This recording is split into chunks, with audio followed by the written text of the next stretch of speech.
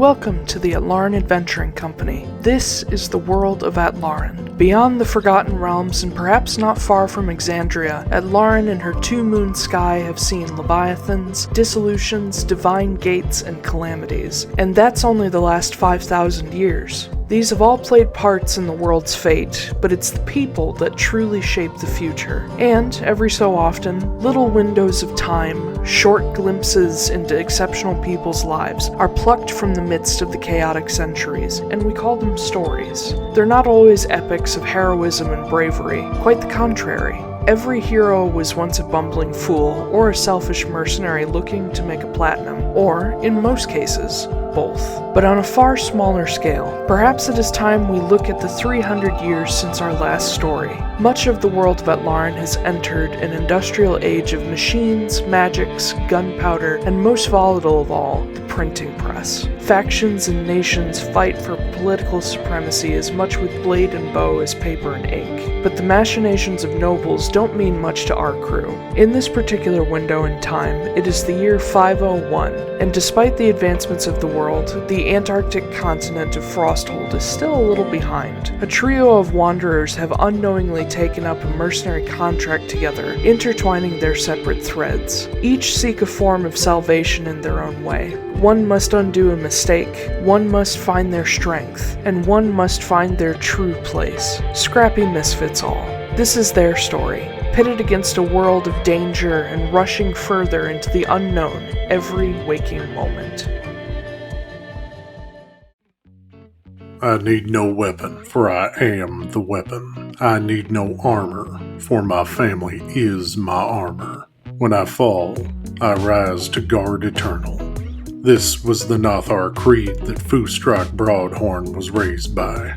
A Minotaur barbarian with a love of battle and honor, the son of Chief Taiylor is fiercely protective of those he cares about.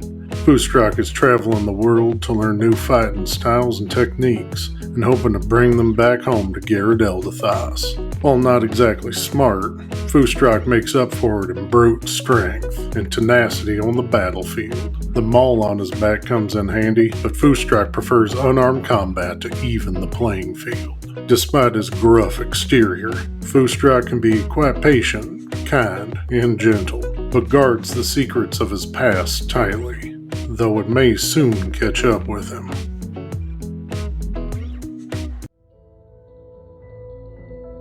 If you're ever in search of polite company and good conversation, perhaps Magda Wrenly won't be your first choice. If you have a problem that needs taking care of by whatever means necessary, however, you won't find a better mercenary for the job. Hailing from the beyonding woods of Amnoblin, Magda has traveled the world under the employment of the Atlaran Mercenary Company. She's a human blood hunter who acquires her abilities from special concoctions taught to her by the Guild of the Gate. While she has served the AMC for many years, anyone who comes across her may get the distinct impression she has no interest in niceties and kissing ass to rise through the ranks. Even so, Magda knows that in order to achieve her goals, she needs the AMC and the Guild. If she'll ever be able to stop looking over her shoulder and finally start looking forward, she needs to play the game. But she'll be damned if she lets herself trust anyone again.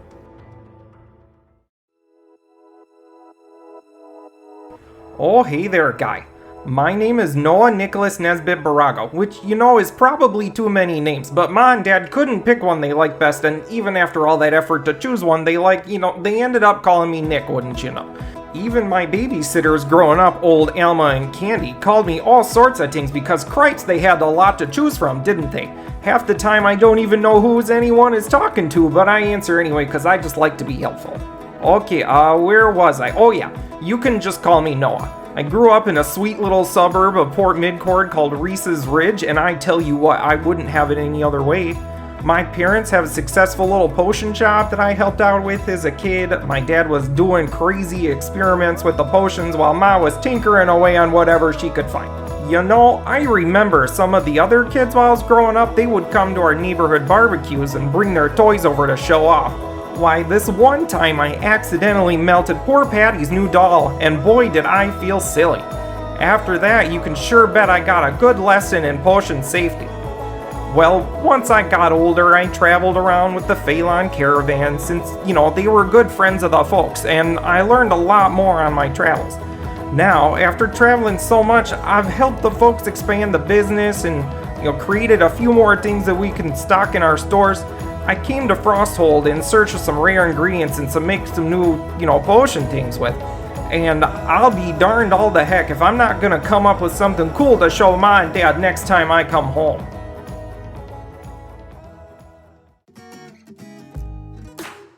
Vagrant, entertainer, gun for hire.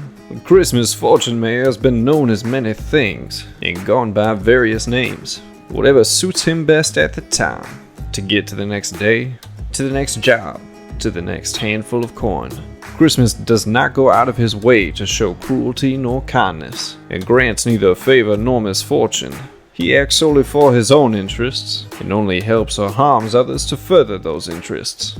Though born far in the north under more privileged circumstances, an encounter with the chaotic magic of the Feywild set Christmas' path in a drastically different direction, a direction that changed him, both inward and outwardly.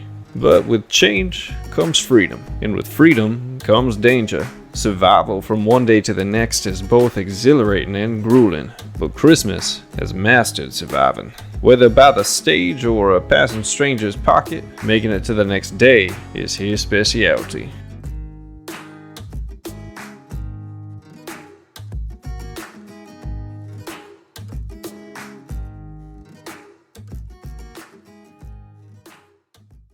Yeah, as you come out of the ring, people are like all over both of you, just like, yeah, just like patting you on the back and just like, you gotta show me how you did that. No. And some people are like, oh my god, you got disarmed, but you did so good. Like super, like, this is like talking to crazy, rabid English football fans. Oh god. It's bad. But some of the actual club like come in and clear people out of your way, and they're like, all right, let them breathe. Do I see the shady looking humans or human sized people? There are a few of them around. Can I, when I pass by them, am I able to see like faces underneath hoods or anything like that? Give me a perception check. I meant to do this earlier, but I figured Well, now that you're like up close to them, yeah. Yeah. You still have your bardic inspiration too. Oh, I do, and that's gonna make it pretty darn good. Oh, I rolled a 1! So that's an unnatural 20. Oh, okay. Sorry. Yeah. I realized what you meant. As you make your way by some of these people, one of them, as you get closer, you realize is a drow, and they're probably protecting themselves from the sun, and also some people don't like drow, so they're just trying to keep covered. I just had a flashback to campaign 1. I was going to be like, Kellogg, no! He is fucked up somewhere. Yeah. But another one that you pass by, you don't see any like defining features, just looks like a younger guy. Hold on, let me double check. Uh-oh. Is there anybody important here? Yeah. No, this one's just a guy. But the third person you pass, you don't get a look at the rest of their face, but you do notice they're sort of pale, have a very raggedy black beard that you can kind of see peeking out from under the hood. But that's the only real defining feature you can see. Oh, that's it? Mm-hmm. So nobody familiar or anything like that? Nobody that you have seen before. Okay. That's no fun. Just because you haven't seen them before doesn't mean they aren't interesting.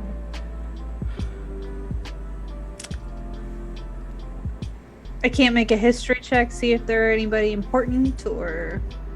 Who do you want a history check?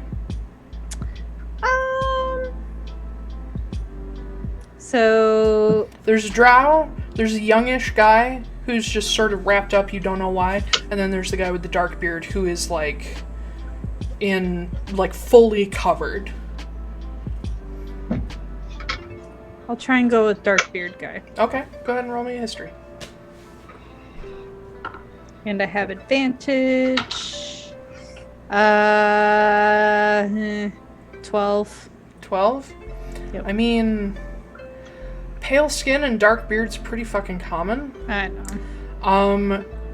Though, I'll give you one thing. His cloak looks like it's from Amnoblin. Uh-oh. It is specifically Dulmarig make. Do we have, like, specifics on what Walter looked like? Kind of. Dark beard. He was... Jasper described him as pale, a little bit on the shorter side for a human. Black beard, black, longish hair, like down to the shoulders. What else? Is this guy short? A little bit. Like, just a little under average.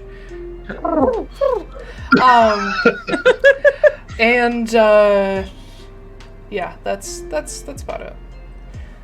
Basically, the person that Jasper described to you at the time was like, well, that's just a guy. But now that you're, like, hyper aware of Walter, like, And you're like, that is this I Walter? know that he can jump around. Mhm. Like, It does seem strange that this man has a specifically Dulmarig cloak. okay. Noah's about to go in, yeah? Yeah. Alright, I'm gonna go... shit. Foostrak's having a grand reunion, and I don't fucking trust Christmas. Christmas is going with me. Why not? Oh, yeah. Lorcan's out there. Why not? I guess there is Lorcan. I'm gonna go up to Lorcan. Okay. Hey, Yes. you know this Walter guy that everyone's been talking about? Mm-hmm. Did you ever meet? Oh, no, you'd never met him.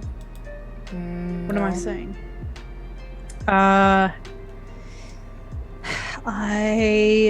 There's a guy here that fits this description, and Okay. I don't want to be wrong about it, but I don't know. Jasper's the only one who saw him, so he's not here, so I can't. I don't know what to do.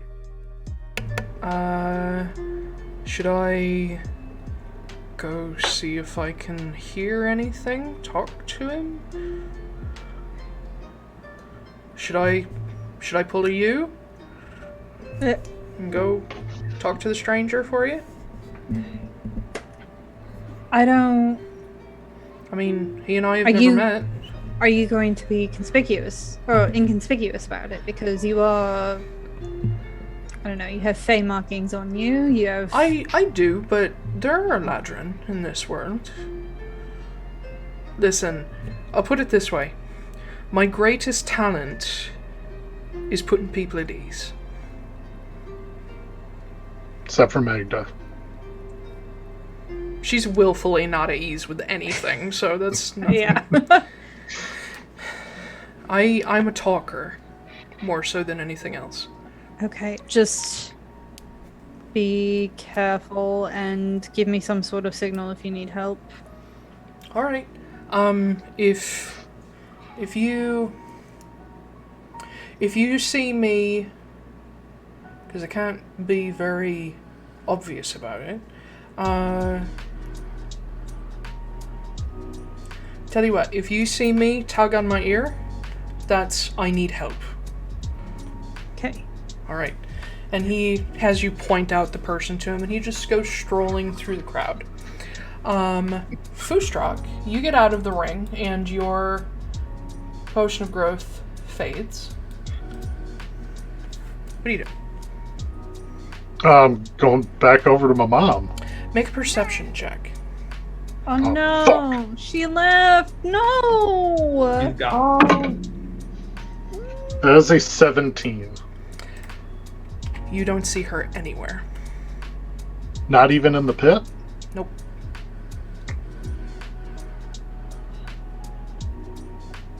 Sucks. Oh. Now I want to retcon it, but I won't.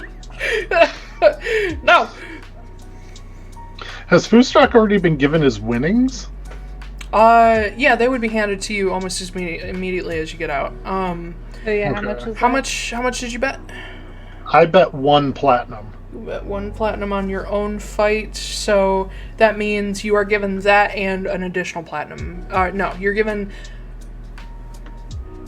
10%, so you're given 18 gold back because they keep a cut. I did Okay. 2 platinum. What is So that? you would, what's 10% of 40? You would get 2. 36 gold back, Sweet. which is 3.6 platinum.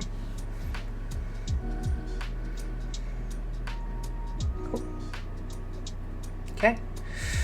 Yep. Rayaru is nowhere to be found. Foostrak's just gonna walk off to the side and just sit down on the ground.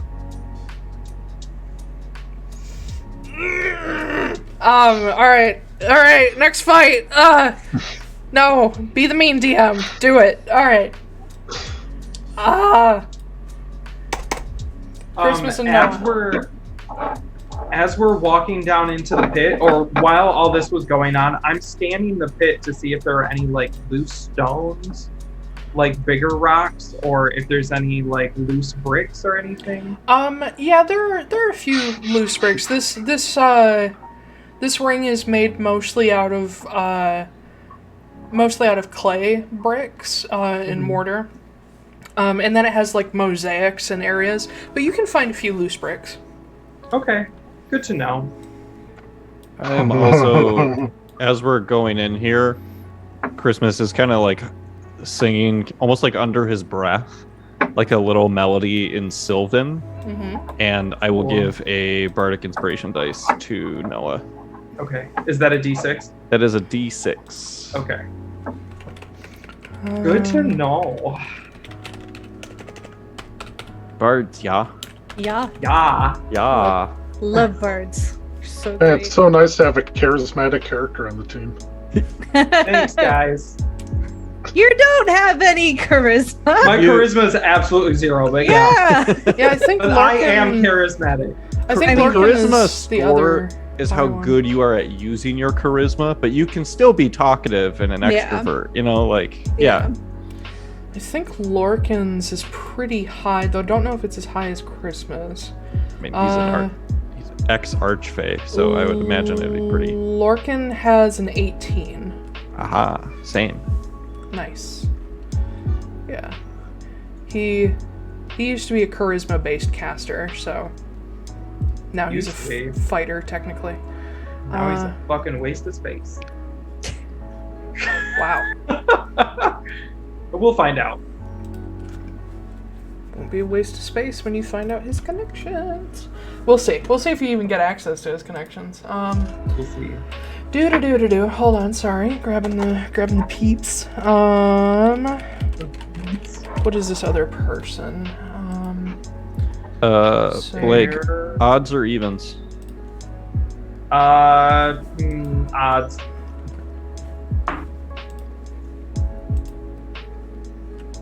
Good to know. Okay.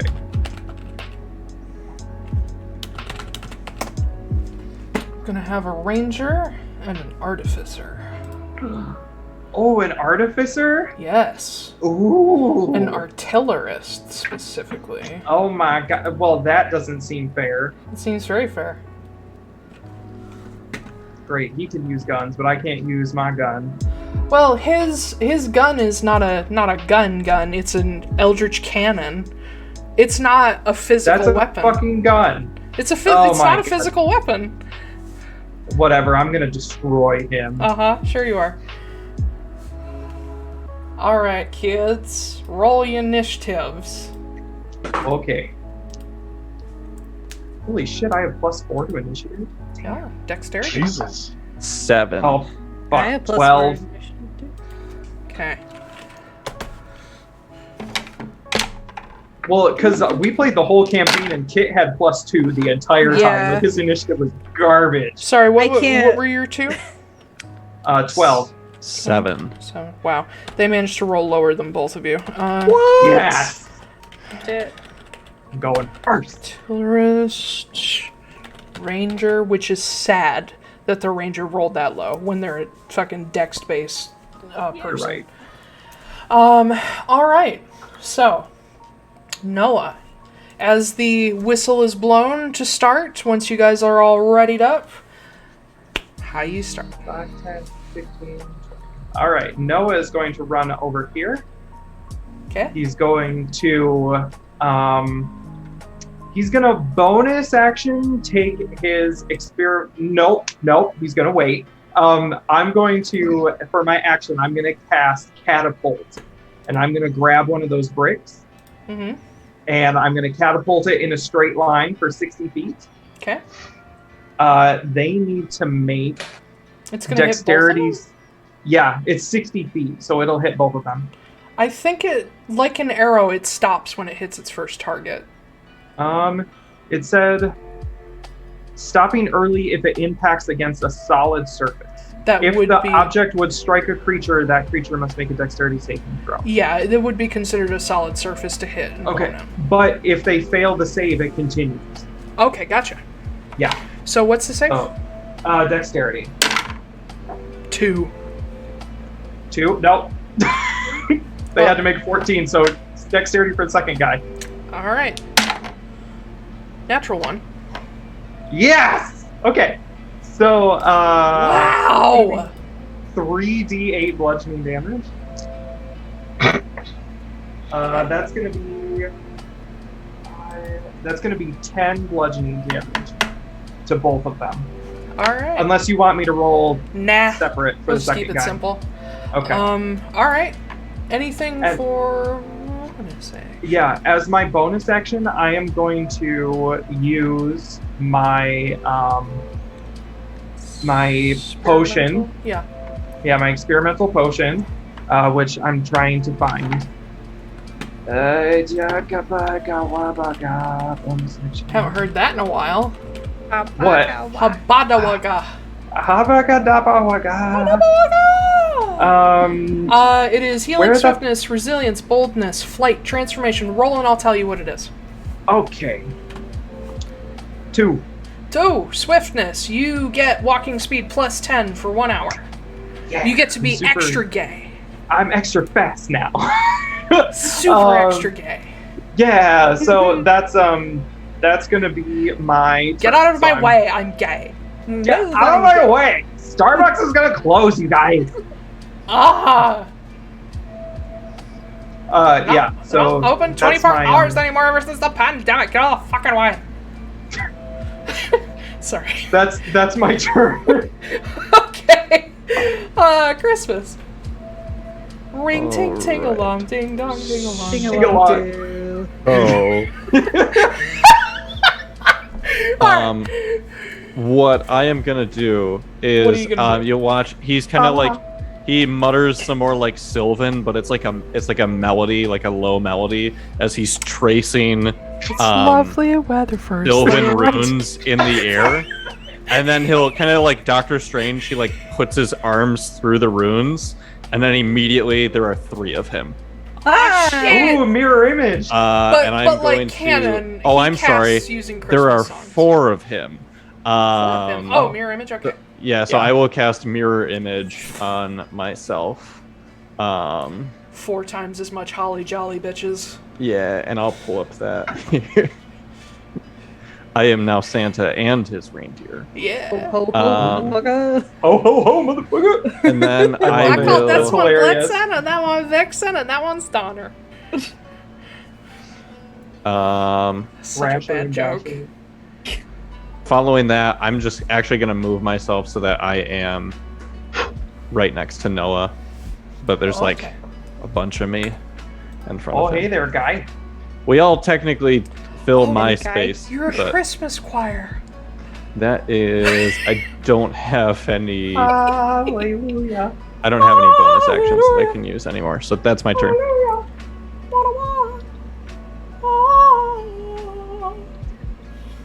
Oh my god. Yeah, sorry. Such a bad joke. Oh my god, right. every fucking time though. Yeah. Alright, so Who's first? The artillerist. The artillerist pulls out, basically from their side, they pull out what looks like a wood carving knife, and you see them start to cast a spell over it, and next to them, a small ballista-shaped phantasm appears. Let me see if I can actually fucking hate it already. Artillerist! Eldritch Cannon! Whittle bitty ballista. Yeah. Alright. And that takes their action, sadly. So, as a bonus action, they go pull out a yellow potion with this sort of bead floating in the center. They pop the cork off of it and drink it and disappear. Oh. God. Feck. So you don't... I'm going to leave them where they last were, but you don't know where they are now. And the ballista slowly turns to focus on you guys, but it doesn't have an action yet. That'll bring us to the ranger, who is seeing that a line attack was just performed, is going to run off this way.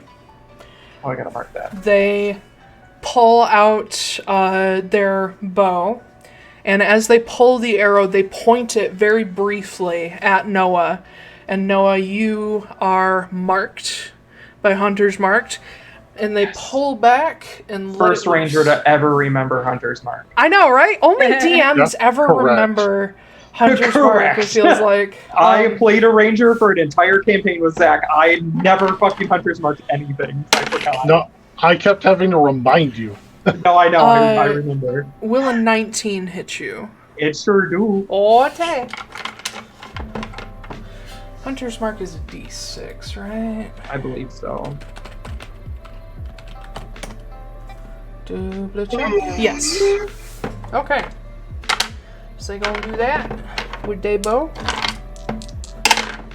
That is gonna be 12 damage total, as an arrow just goes right in your chest. Oh, oh God, you guys! Oh no! I don't think you've been wounded in a battle very badly yet, so this is like, oh God! Magda just yells, "Walk it off!" Wait, weren't ranged weapons banned in this? Yeah. Oh shit! I'm so sorry. Let me walk that back. Yeah. I'm so sorry. I forgot. We're about to kill this ranger. Hold on. I'm waiting for them to be like, "Oh, you're disqualified. Fuck you." I'm so sorry. I will change that. I feel like the artillerist cannon should also be considered that. It's a magic thing, so it's not. Yeah, they're getting away with a technicality. Mm-hmm. Which means they too must die. Yeah. They too perish. Okay. So. Yours is better than mine.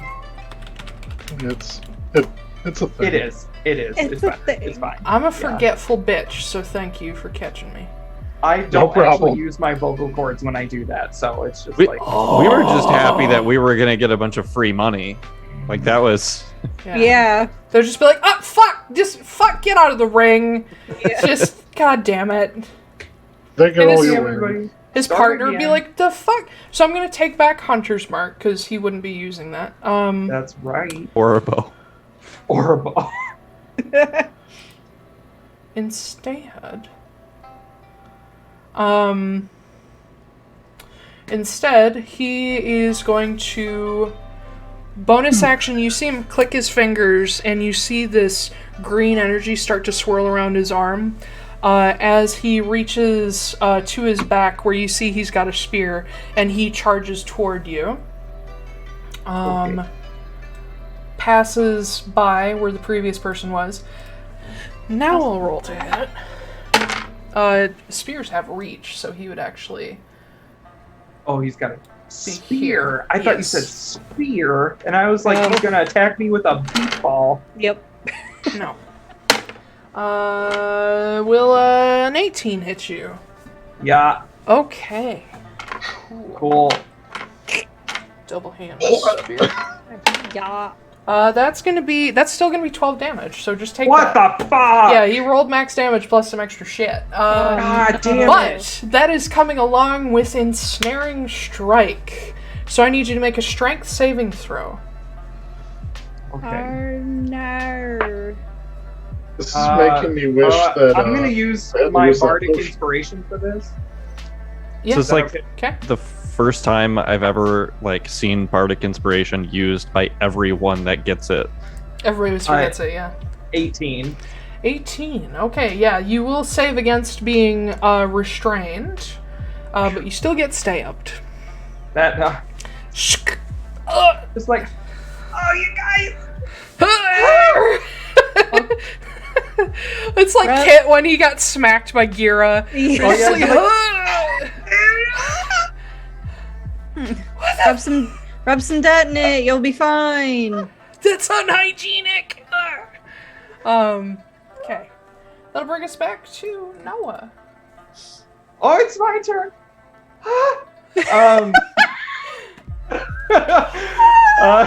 Sorry.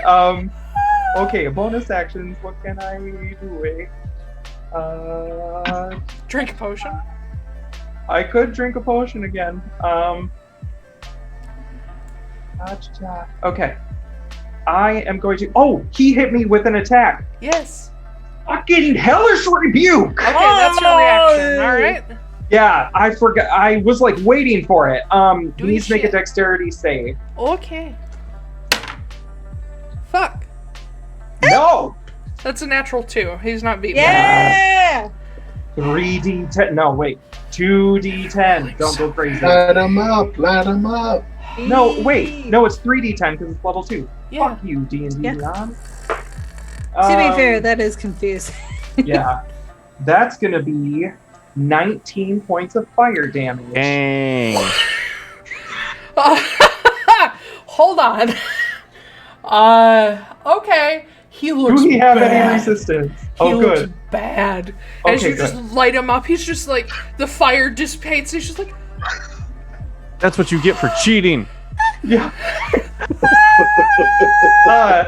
And then I'm gonna look him dead in the face, and I'm gonna be like, "You're looking a little peaky to me, buddy," and I'm gonna cast Ray of Sickness. oh boy. Oh no! Jesus. So make a Constitution saving throw. Mm-hmm. Fucking fuck! 3! Okay. Hang on. Is this a? These people do you are re- higher level than you. This isn't supposed to be this easy. Ah, fuck him. Is this a roll to hit situation? No, it's just against the saving throw. Okay. So 2d8. No, it says make a ranged spell attack. Oh. I'm sorry. That's my bean. God. That's gonna be a 24. No. Okay. And his con save was bad. It is 3. Okay, he's poisoned. But he's gonna take 2d8 he's gonna take poison 2d8 of poison damage. I just picture him being like second degree burns and throwing up now. Yeah. He's just standing there I like, kind of feel bad. That's gonna be 8 points of poison damage. he's fucking God, out. I feel bad for this fucking he He's really? guy. out. He's No. done. You Okay. you cast Ray of Sickness. He's just like, and he just throws up everywhere and collapses in his own vomit. Ew. It's just a really wet slap as he hits the ground, and everybody's like, "Oh!" A couple people have like sympathy, like. What? And then I'm gonna bonus action use one of my potions. Oh, okay. Okay. That's gonna be That's gonna be 9 healing damage. Nice.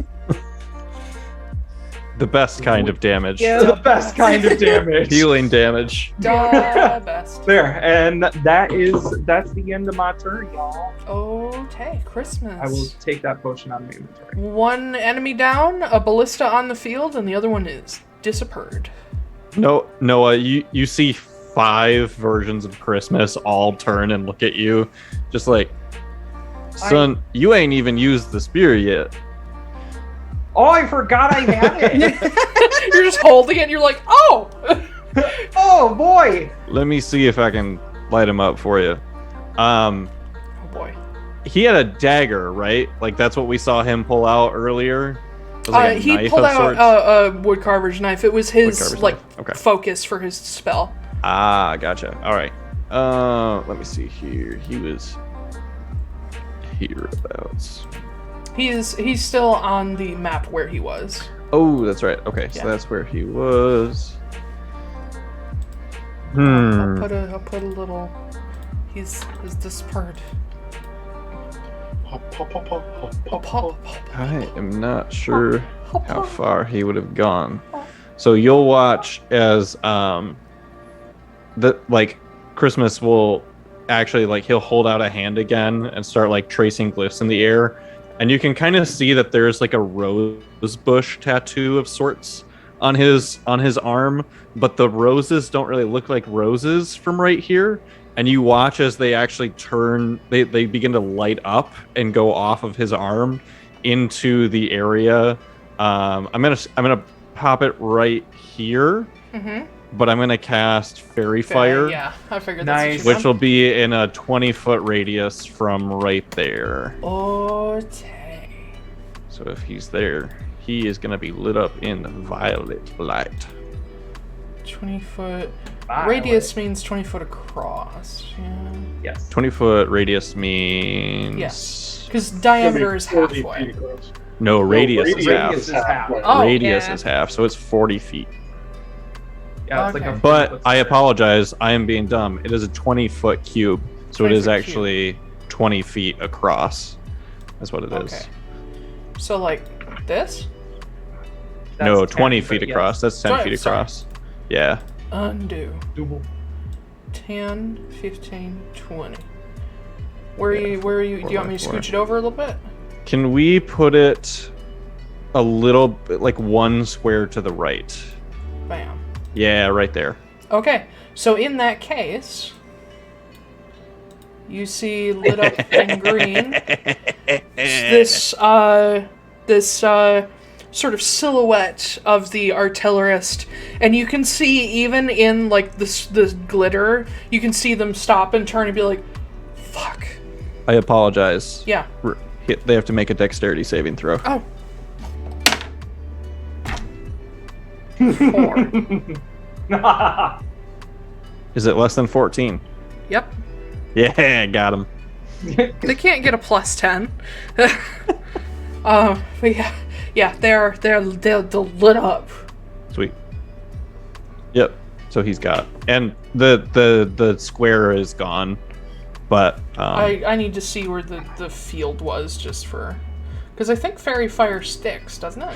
so Anything it that walks sticks into to it? him, Oh, and then that's just it. So the square is gone. when the spell is cast. Yeah.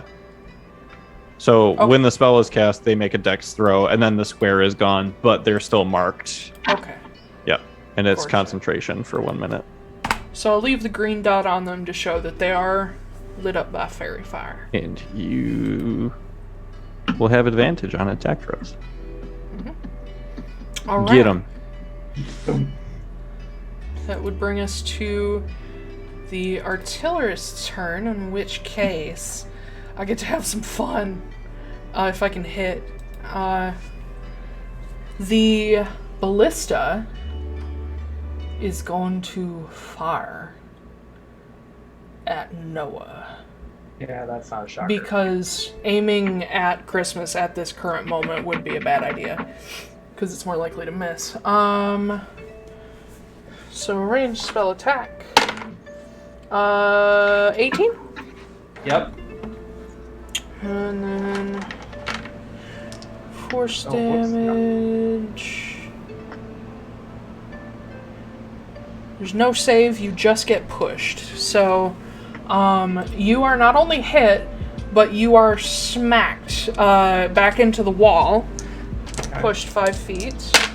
And you're going to take a grand total of 13 force damage. Jesus. Fuck me. Yeah, I'm rolling. Whenever I do hit, I roll really well in damage. Jesus. Yeah. So it just goes, and you're just like, ah! It hit the wall. You're just like, Oh, Christ! Oh, now you get the arrow reaction. Yeah. But this bolt that's sticking out of like the lower part of your ribs, and you're just like holding onto it. It just dissipates. Oh, you guys, it's not supposed to go there. I should know I'm a doctor. Not really, but I kind of am. All right. That's how does that work for artillerists? Cannon is magical object. Oh. You decide what type Okay. it is. Can take a bonus action to activate it, so he still has an action. In which case, from his distance, he will cast the spell.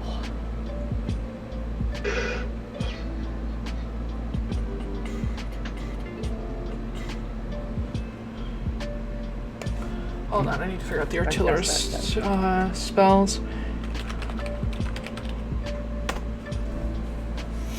Sorry, still learning how to use this class. No, you're totally fine. Let's go to cast. He is going to cast himself a magic missile at the highest level he can on Christmas. He has access to magic missile? Magic missile is a first level fucking spell. I don't have access to magic missile. You're not an artillerist. Yeah, you're right. Oh no, you're right. This is not available to them. Artillerists don't have it either. Okay. Sorry. I thought I saw it, did not. I was Instead, gonna say the artificer spell list is the same, I think. yes, he just has a couple extra spells that are special to him. Yeah. Meow. Magic missile, I think, is for the armorer, Mhm. the Iron Man class. I believe yeah, so yeah, because Halen has it. Yeah, that's what I'm doing. I'm thinking of Halen. So instead, what can he do? Fucking artificers don't have very many attack spells. Firebolt. Yeah, but that's a cantrip. Fire bolt. Cantrips are great. Cantrips are spells. I know. Yeah. But they don't have a fucking. They do damage. I know that does. But I like other spells too. He's not gonna use Firebolt because Noah's a tiefling. And he's That's smarter true. than He that. would know. He's an Yeah. intelligence-based class. He's not gonna do that shit. Especially since I'm a red tiefling. Yeah. Yeah. He is gonna... I'm so sorry. I'm the one whose turns take the longest because I have to keep on figuring out how to do things. Instead, he is going to cast Ray of Frost. So he's going to run out here. He's going to cast it on Noah because it's more likely to hit. Yep.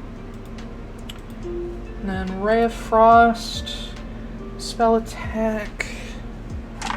Come on, let me kill somebody. 19. 19 hits. Yay! D8. Okay. D8 cold damage. That's 7 cold damage. And Okay. your speed is reduced by 10 until the start of your... until the start of the caster's next turn. Okay, so like my swiftness was worn off for a second. Yeah. Did you say it was 7 cold damage? Yes. Okay. Cool. Noah's probably a little worse for wear right now. Yeah, a little peaky. Alright. Noah, it's your turn. Okay. So I'm gonna... Man, what do I want to do to this fucker? I'm gonna stay right there. Oh, he would have And- also lost his invisibility. Okay. But Fairy Fire still clings to him, so attacks still have advantage. I am going to I'm going to move right here, and then I'm going to cast Borago's Caustic Brew. Cute. Thanks. That's going to be a 16 to hit. That'll hit. Yes. No, wait, I might have just done that wrong. Hold on. You must make a dexterity saving throw. I apologize. Unnatural 20. Yeah, that's gonna save. Okay. So he saves from the spell, nothing happens. There goes all my spell slot.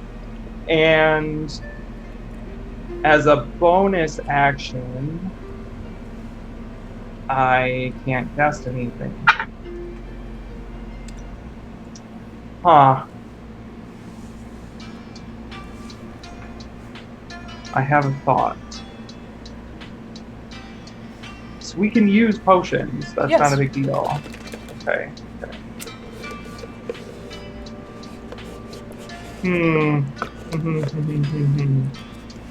6 seconds. I'm gonna bonus action rage, Okay. just in case. So, all y'all see Noah just fucking in Midwestern. So Yeah. instead of it's ha, like really Yeah. nasally, Uh-huh. and he just hulks out. Let me Yep. speak to your manager! Oh, gee willikers! You dropped my poutine. Oh my gosh. And that's gonna be my turn. I'm disappointed. I didn't no. know. Loaded baked potato soup! I didn't know that Noah had barbarian room. He has a I berserker don't. He earring. doesn't. The earring. Oh, berserker the earring. earring. Okay. I was about to be like, what? And that's my turn. That's it. So, yeah. Christmas. Oh, God. Whoosh. Alright. I need this artificer to make a wisdom saving throw. 3. Excuse me. Quit being a dick.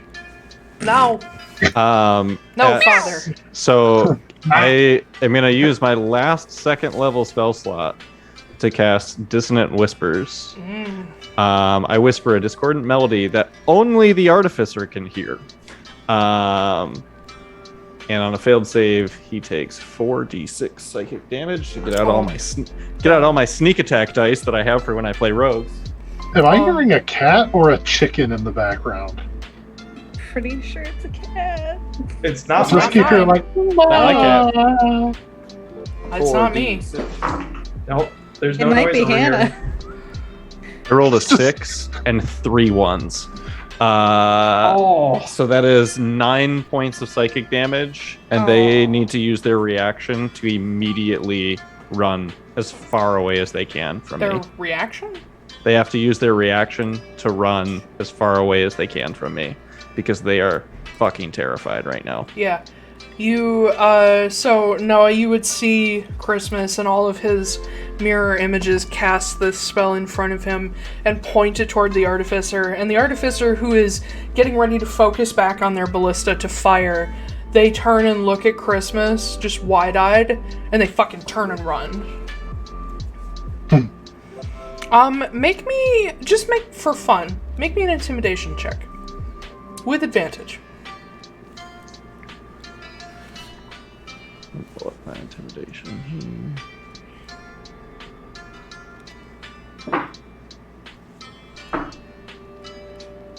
23.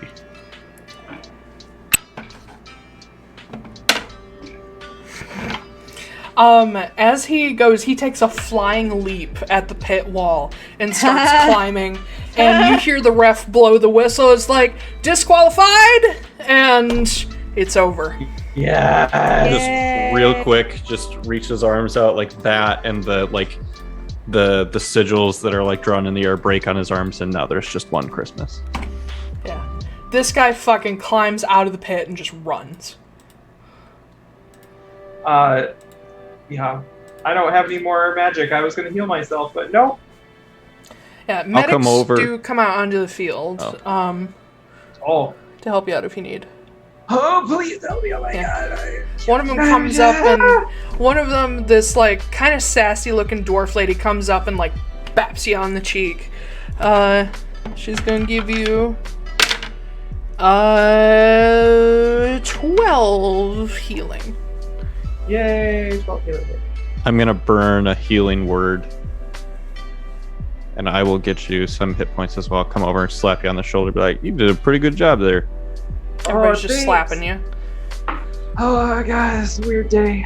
5. Oh, that's something. Minimum on the dice. Yeah, it's okay. I'm close to full. Oh boy, you guys, that was I check all my vials. I'm like, oh, do you really think help me about Yeah, they're all okay. You have one protected. Oh no, you don't have a bolt in you because it was magic. Never mind.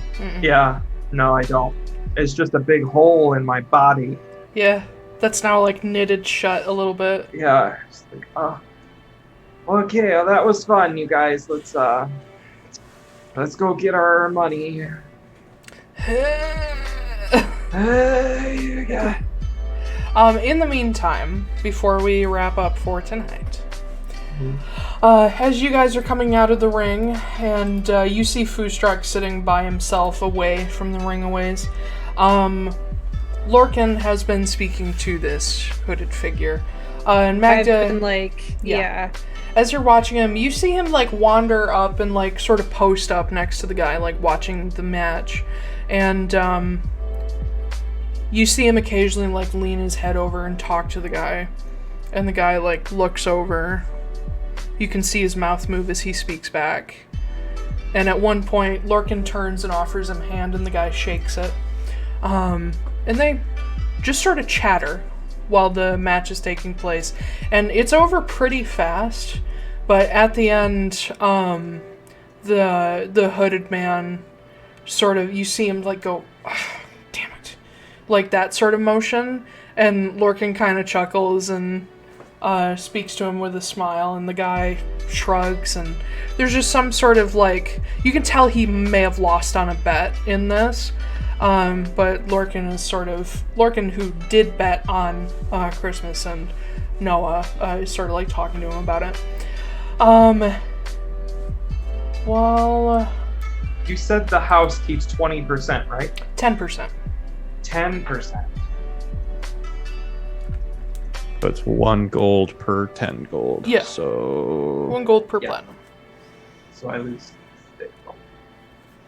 And it's only on what we get back on top of our initial. Yeah, they double it and keep 10%, right? Yeah.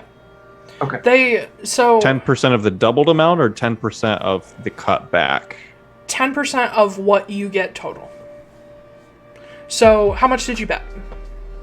4 platinum. 4 platinum. So you would get an additional 4 platinum minus 10%. So 10% of 80 gold is 8 gold. You would get 72 gold back. Gotcha. Ben, do you need me to math that for you? Nope. Okay. I bet 15 gold twice. Won both of them. Got 60 minus 6, 54. Gotcha. Yep. Okay. So, Magda, you just continue to watch these two, and you can see there is a certain charm about Lorcan, how easily he speaks to this person, and how easily he seems to get him to speak back. Ooh. And they, at one point, you see the man actually pull his hood back to look at Lorcan, and you see he has sort of longish dark hair. He is very thin and pale, almost gaunt. And he's got these sort of grayish blue eyes that you can just see from this distance. But as they're talking back and forth, Lorcan like puts a hand on his shoulder and smiles, and you can see the guy still talking to him, and eventually the man steps away from Lorcan after one final handshake, and he sort of melds into the crowd. And Lorcan just stands there for a minute and eventually slowly meanders his way back to you. For the boys, who are, you guys see Foostrak sitting away from the ring. What are you guys doing? I collected my money, so I'm probably gonna go over to Foostrak because he just looks weird. and be like, hey there, guy. How's it going? You won your fight. Yeah, you did a pretty good job in there yourself. Thanks. Could have made it a lot better if I could use the gun, but that's okay. Yeah, well, you made it out alive and okay. You kind of got beat up a little bit, but seems that Christmas really had your back. Yeah, he seemed like he was, helping a bit. There were like 5 of them out there, so, there was a lot more help than I expected. Yeah, it was kind of cool, right? Mm-hmm. How are you doing? You look kind of different. Yeah, think I'm ready to head back to the tower. Okay. Foostrak, what's your passive perception? 13. You hear from across the ring the names announced. You hear Brennan Carter and Rayaru. I'm immediately on my feet. And you see stepping into the ring is your mother. She's still here. With her huge double-handed mace. And you see across from her is another paladin of sorts. But this one is dressed in sort of blue-tinted armor. And you see set into the bottom of the neck and the chest is a metal raven skull. And he is wielding a longsword and a pretty large, almost verging on tower shield. But he this heavy armor stalks out into the ring across from Rayaru. They're one-on-one fight. And you see her ready her mace. And the whistle blows, and Rayaru doesn't move. The paladin charges her. And as he's coming in, she lifts that mace up and bringing it fully around her head, just brings it through. He lifts his shield to try to knock it away. And she hits the top of the shield hard enough that the mace glances off and actually smashes him in the side of the helmet. Mind you, she is wearing no armor. So she's gonna deal pretty penny of damage there. He comes back around with his own double swing. Brings it across to her unprotected side first. Where's my other one? Where'd it go? Where the fuck? Okay, there it is. Brings it around to her unprotected side, slashing across. You see the blade sink ever so slightly into this sort of just before the shoulder joint, but it's not a big hit, and he pulls it back around to swipe up under her arm. Which sinks in a little deeper, like just above the kidney. She shows nothing. She doesn't even, grimace at the pain. On her turn, she casts something that you don't recognize. You've never known your mother to use magic. But casts something, and the mace begins to grow. Glow. Whoa. You said blow, glow, Glow, glow, whoa. And she just holds it, brings it back behind her head, one-handed, this super heavy, verging on maul mace, and just slams it down on him with, wow, what a hit. That's gonna be a critical on top of the extra shit she deals. Oh, Jesus.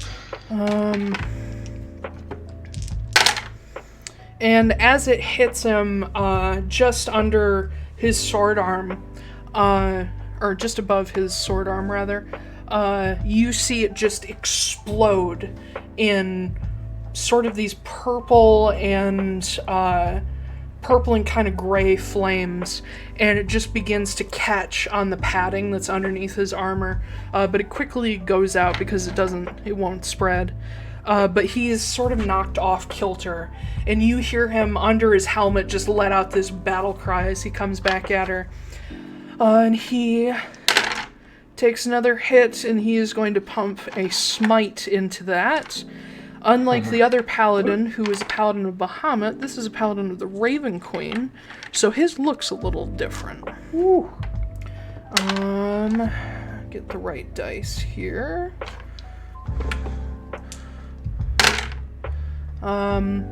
And as he brings it down, he manages to hit her squarely in the center of the chest with this explosion of gray light and just this weird sort of cascade of black feathers that fade before they hit the ground. And she's almost knocked off her feet. You see that one fucked her up. Like, you don't know how she's still standing. But as she takes a couple steps back, sort of trying to steady herself, he takes his second hit, which she manages to get the mace in front of her just in time to parry it away. And with that, she sort of holds the mace off to the side and draws into the air Thunar runes that, Christmas, if you're watching this, those look very familiar to you. Draws these runes into the air, and as she sort of casts the spell across the front of her, you see the knight's armor begin to glow. Oh no.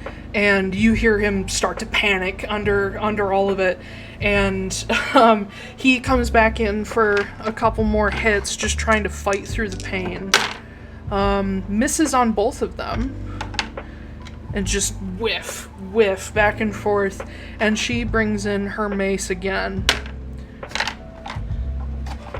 She takes both hands to it and brings it down in a very Foostrak, like Gallagher motion. Just brings it down, narrowly misses his head, lands it right here at the joint of his neck and shoulder, and you watch him just pulled to the ground with that force. And she snaps her fingers and the armor stops glowing. And he doesn't get up. And her whole body goes lax as medics charge in, because they're like, holy fuck, he might die. And they start casting on him. One of them comes up to her and heals her a bit. A few of the sword wounds knit together, but you can see where the smite hit her. It's still almost glowing and is beginning to fade away. But she's just standing there breathing heavily. And she looks up and spots you. And she lifts her mace and points it at you. And looks across the rest of the crowd and gives a small bow before heading to the stairs nearest to you.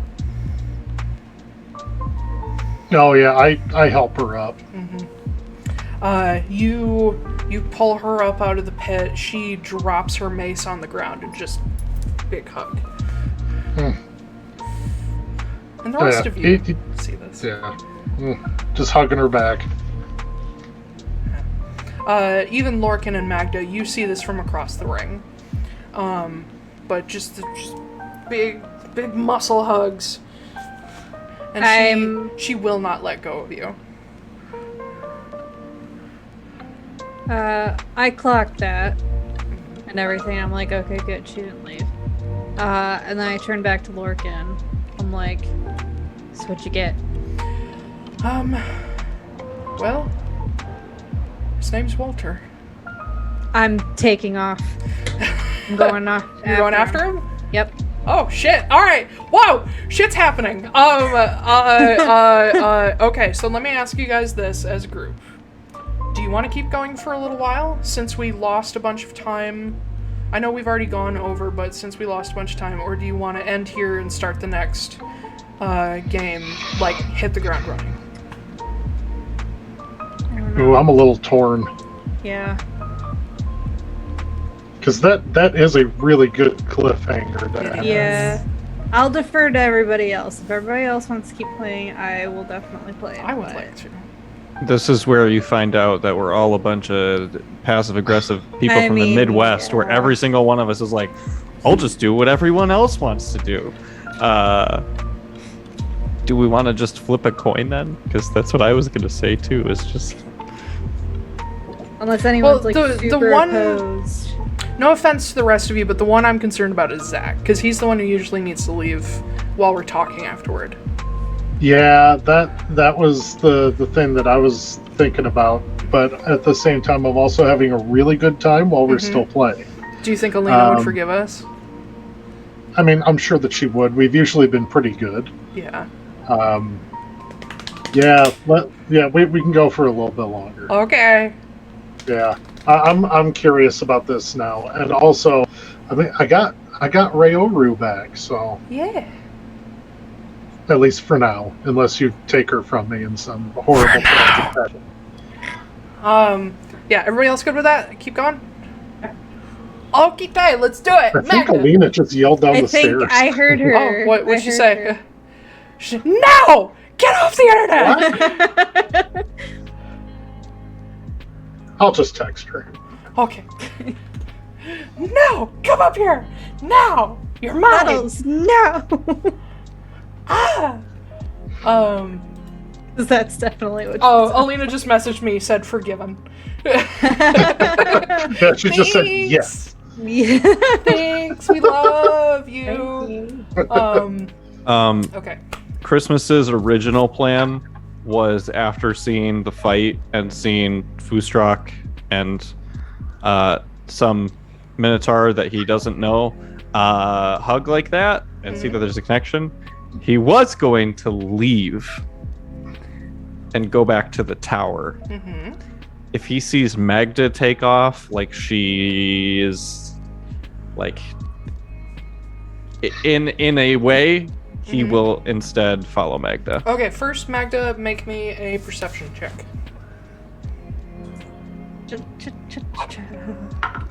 You've been clocking him the whole time, so it's not going to be hard. 21. Yes, you see where he went. He was headed for the way you guys came in. I think because Magda is very, like, go. Like, you all notice, except for Foostrak, you all notice her, like, take the fuck off. Yeah, Foostrak doesn't notice at all.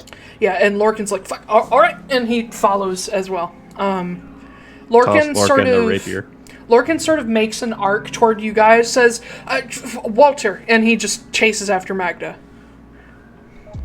I'm following. Yeah, and Ray, like, pulls back as she hears that. She's like, what's going on? There's a guy that we've been trying to track down named Walter. He's kind of bad news. Well, come on, and she, like, grabs you and chases after your friends. Oh yeah, I'm running with her. Yeah, I feel like this may be where Foostrak got his, like, help my friends kind of thing, and she's just like, somebody needs help, let's go. That tracks. Because Taiylor is definitely not like that. No, he is not. So yeah, you all chase after Magda and an apparent Mr. Walter. And being that you've all got your winnings, you don't leave anything behind. You charge out of the entrance to this courtyard. Magda is ahead of you guys, and you manage to catch up to her just as she's, like, looking back and forth, seeing where he went. She spots something, and she just fucking takes off. Eventually, Magda, as you follow any sign you can of where he's gone, and thankfully the city it's busy, but it's not too busy that you won't see where a hooded figure went because he's pulled it back on. You manage to follow him through the market, and you guys finally start to close in as he's getting to a more residential area where the streets are a little slimmer.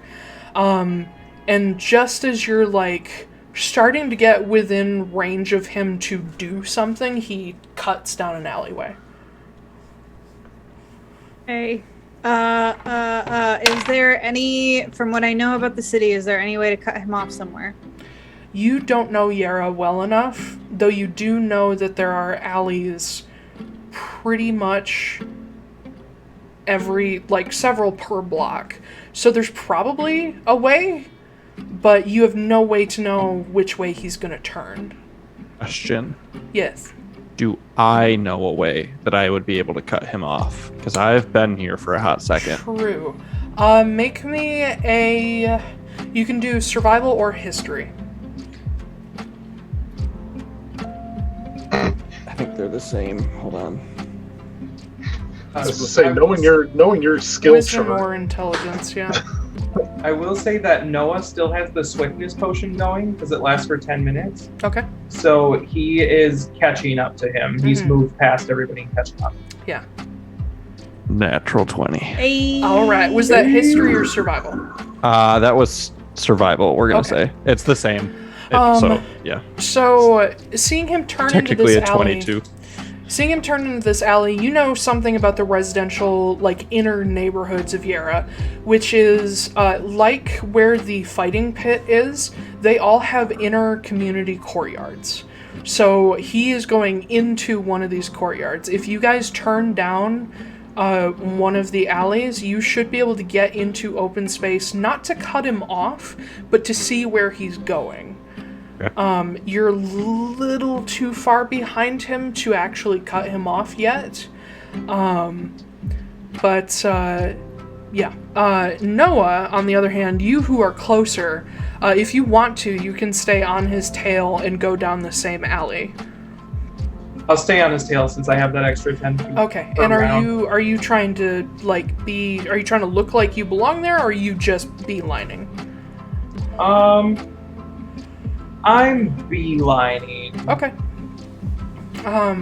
So the rest of you, with Christmas being here, you just turn down an alleyway, and Magda has to, stop short and come with you guys to be able to follow along.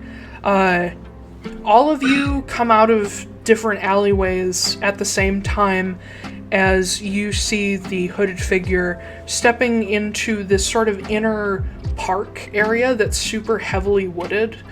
So you are about to lose sight of him. What do you do?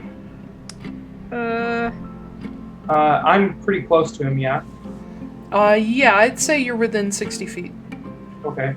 I'm gonna call out to him and be like, hey there, guy, you left something behind at the thing. Make a deception check. Okay. Behind it, the thing. I can't remember what it's called. That's gonna be an 8. For deception? Yeah. Um, I have a 0 to deception. okay. He does not turn around. Okay. He continues walking. Doesn't even break stride. So where are we? I'm trying to visualize here. So Noah is okay. So there's behind this him. there's this very large inner park. It is about 90 feet into the heavily wooded grove in the middle. Walter is right at the edge of the grove where he will disappear in a moment. Noah's 60 feet back. You guys are another 30 feet behind. Okay. Just coming out of an alleyway. I'm just gonna yell, "Hold up there!" Make a persuasion, or if you're trying to scare him, make an intimidation. I'll do They're both the same. Man, if only I was still big. Then I wouldn't fit in alleyways. Motherfucker, you stop! Yeah. 17 for persuasion. 17. I'll say. Alright. As he steps onto the path that goes between the trees, he stops. And turns and looks over his shoulder and sees all of you. And he sort of takes one more step back. He doesn't leave, but he just takes another step back, and you can see him sort of planting a foot, ready to turn and run, or ready to fight. He's giving you the side on, not sure what's happening. But seeing Lorcan among you, you see him go, shit. I think we should have a chat, Walter. And he looks at you, says, I don't think I have any business with you. I think you do. We're with the Atlaran Mercenary Company. Good for you. I understand that you have been doing some work for the Glacier Watch, is that correct? Yes, I'm a private contractor. And you still don't see like the full bit of his face. He's still got his hood over. You just see his eyes peering out from underneath it. Did we see his face? You have seen his face from a distance. Okay. Only when Lorcan was talking to him. Now it's covered again. Mm-hmm. I lean to Foostrak and very quietly I'm like, why don't we like this guy? Aside from him being with the Glacier Watch. And you've been playing both sides by working with the Blue Shore tribe, trying to turn them against everybody, trying to get their people eradicated by the Glacier Watch. And he looks at you. No recognition in his eyes because he hasn't seen you guys before. He says, I sell weapons and armor to whoever needs them. I don't care who they use them against.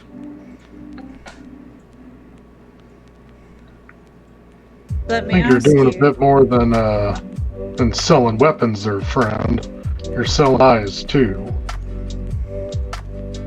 You're also going around and propositioning all of the Arcanists in the Runetown Ring, from what I've heard. I think you've all got me mixed up with someone else. Can I make an insight check? You can? That was a nat one. Hard to read. Very hard to read. To the point where Yeah. you're starting to doubt it. Like, is this really that guy? Maybe there's multiple Walter Dines. I remember what Magda said. It would be like, aren't you supposed to be the Walter that's on the ship that come down here in like 8 months? I'm not sure what you're referring to. Do you know Hector? No. I don't believe so, should I? I mean, I don't know. He's my second cousin. I thought maybe you know him. And who are you? My name's Noah Borago. Oh, There's a do you ship- know? Actually, do you know Madeline by chance? She's or Maggie. I can't remember her name. She's a pirate. Hold on, let me pull up your fucking list. Miranda. Miranda the pirate. I can't remember what her fucking name is. Hold on. Jesus. I'm buying you all some time. Hold on. Da-da-da-da-da-da. Figastasia. Matilda Borago. Matilda! She is she's your second cousin. She's a gnome, a pirate. We don't remember I haven't named her ship yet. She's a pirate aboard the Tulip's Revenge. Okay, I'll allow it. That's not that stupid. It's pretty stupid. It's stupid, but it's not that bad. He says, I don't believe so. Okay, I thought maybe you'd know her. Do you need any potions? I can probably sell you some potions if you need them. What do you What about want? the ship? What about the ship, the Fifth Horseman? I know of it, yes. How so? Who has not heard of Ferdinand Orozco? Have you been on it at all? No. Can I make an insight check Sure. on that? Sure. Can I make an insight check? Oh my god! Fuck this dice! Fuck it! Yeah, Get another nat one. Yes! Man, he's never been aboard that ship. I got a 17. He has not been aboard that ship. Okay, alright. You know, I believe you, guy. Thank you. During the distraction from Noah, I'm trying to flank in a way that just gets me a little bit closer. Make me a stealth check. Okay.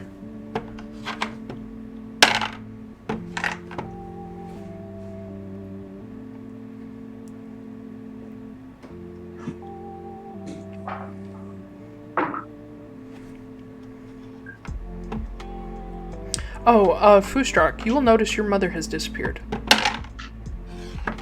Again? Yep. She's a ghost. She's You a don't. ghost. Yeah. You looked away from her for a moment. She's gone. I thought I was following her. Not anymore. You looked Who at is she? Walter for a second. She's gone. Is my mom a fucking blink dog? You don't know. 7 for Christmas for the stealth check. Rolled a Yeah. big old 2. Oh, what? Yeah, Walter, he sees Christmas out of the corner of his eye, and you see him look straight at you. What are you doing? Nothing, just call me a third-party observer in this conversation here. I don't know anything about you, and I don't know anything about these folks. Well, I would appreciate if you would keep your distance, friend. Well, if things go wrong, you might want me to be closer to you, in case you are truly innocent. I do my business. I'm not guilty of any crimes. And he looks at Magda. What do you think I've done that's illegal? Supplying people with... I don't... You know, It's certainly not I'm illegal. not sitting here saying that you're under arrest or anything like that. I'm not taking you in for a bounty. But the information that I'm gathering, your name keeps popping up. Your name and description. Well, I work with quite a wide variety of clients across the world, so that is understandable. Yes, I do sell weapons and armor to anyone with the money for them. The Blue Shoal tribe did not have money for that. They trade. And what did you get in return? Well, if you're so interested, he reaches down to his belt and pulls out a little pouch, and you see him open up the top and show it to you, and it is this fine green dust. Ooh. Do I know what that is? He seals it again and attaches it back to his belt. Make me an Arcana check. Anybody who wants to know. Yeah, do I know what it is because I'm an Arcanist? You can have Arcana check with advantage. Okay. Nat Nat 20. 23. Okay. Foostrak, do you care to know? Or are you Oh distracted? no, I'm not even doing it. Okay. And I'm a little distracted, but it's largely my Arcana is not something that I'm going to be specialized in. No. Magda and Noah. Noah, you recognize it immediately because it is one of the best components in the world. It is residuum. Magda, you recognize it because you have seen the Taiylor clan use it. They used it in experimenting with your bloodstone formaldehyde, and it didn't work. Though it could... Noah would know that it could be used to replace the ruby in analog black cascarilla. Because it's equal amounts. This is... Basically can replace... components with a gold value in equal value. So if you need 500 gold worth of diamonds, you can just replace it with residuum. Do I roughly know about how much he has in that pouch? With how big it is and how expensive residuum is, because this world doesn't have a white stone, which is where they get it in Exandria, for your knowledge, Ben. Yeah. No, I know. It is much rarer. It is mostly mined in Iroquel after you break through the obsidian surface of certain lava flows. There is residuum under the surface. He probably has somewhere in the vicinity of, or I should clarify, it's mostly mined in Iroquel, but it can be mined anywhere there are volcanoes. It is probably 1,000 gold worth in that pouch alone. Okay. Where did they get that from? I don't know. I don't care. Yeah, that seems a little suspicious for a bunch of people who keep sheep. It does. Maybe you should ask them about it then.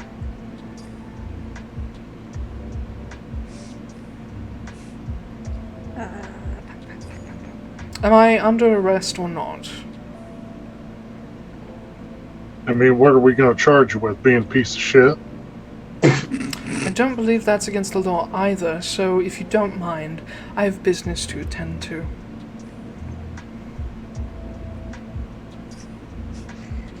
Have you been on the Fifth Horseman or not? That's all I want to know. I've already told you no. I don't believe you. I'm sorry. I kind of look at Magda and I'm like, he's telling the truth. He's telling the truth.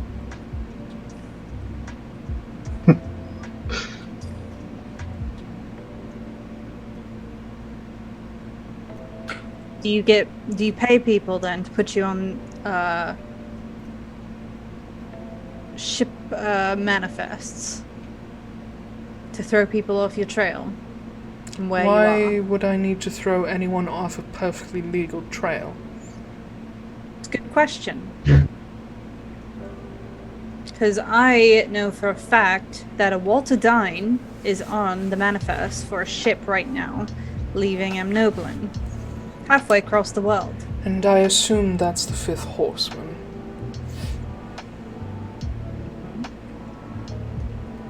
You have a good explanation for that. You know, the burden of proof is on the accuser, not the accused. I'm not accusing you of anything. Then why are we having this conversation? Because I want answers. I've told you. I am clearly here, not aboard the Fifth Horseman. I've never been aboard the Fifth Horseman. So you can't teleport. Can't tell what? Teleport. Oh. That's a rather high level of magical skill. I'm more of how a far you're going. practical caster. You have been moving around the Runetown Ring very quickly. I have friends in high places. Like the Glacier Watch. They seem to like me. Ooh, But- that's a strike against your character there. Yeah, shit like shit, man. Well, the Glacier Watch also very much enjoys anyone that gives them good, repeated business, so you should have a problem with about every fifth shopkeeper in this entire city. I have a slightly less aggressive question, or two, actually. Is your last name Dine? Are we talking to the right guy? Hold on, I need to double check something. Because, like, it'd be great if we were just, like, the gorilla in the wrong Walter. My name's George Walter James. I do want to, if I can assist with that, whatever check that is, that you're with asking the question. I don't just, think he's making a check as of yet.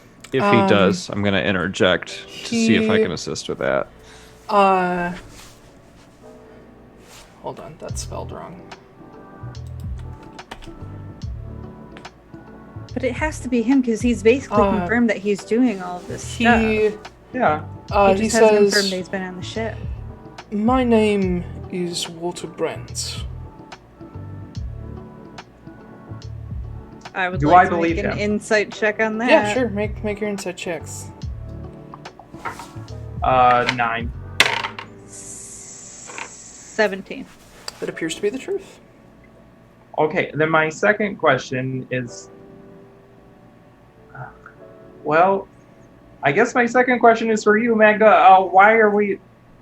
who's Walter Dine, then? So did Helena say that Walter Dine was the one who went and propositioned Yes. her? Okay. Same with, well, we don't know of anyone else. You know that obviously he didn't talk to the Turisaz Arcanists because they're dead. They got lynched.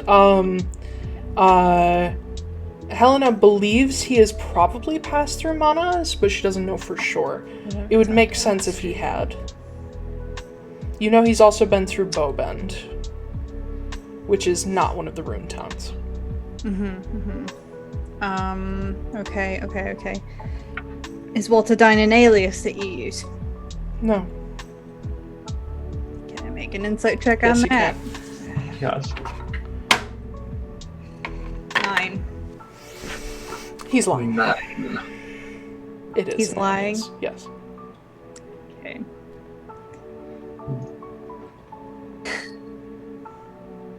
Listen, all I'm trying to figure out is why we're crossing paths.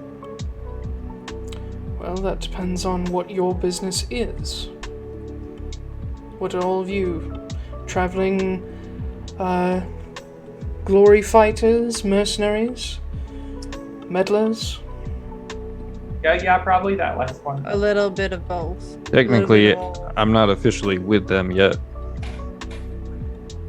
And he looks at Christmas and says, yes, you certainly don't seem to fit in with this group. So? I don't know What about that. is- I mean, me and Noah, we get along pretty well, I feel like. Yeah, we're pretty much like the best buddies ever. Let me ask this. If you're so set on believing that you have something to do with me, what have you been doing that's been running you across my business?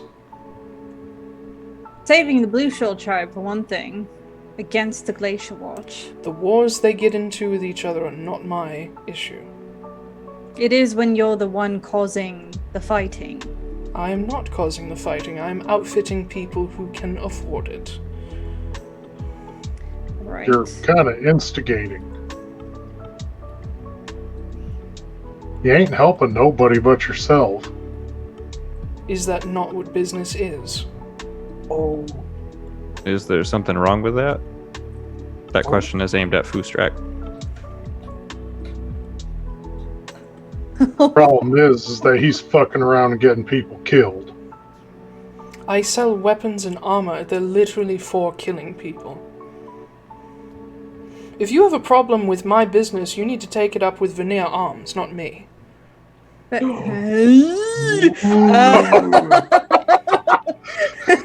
that means nothing to Magda. I don't know what you're talking about.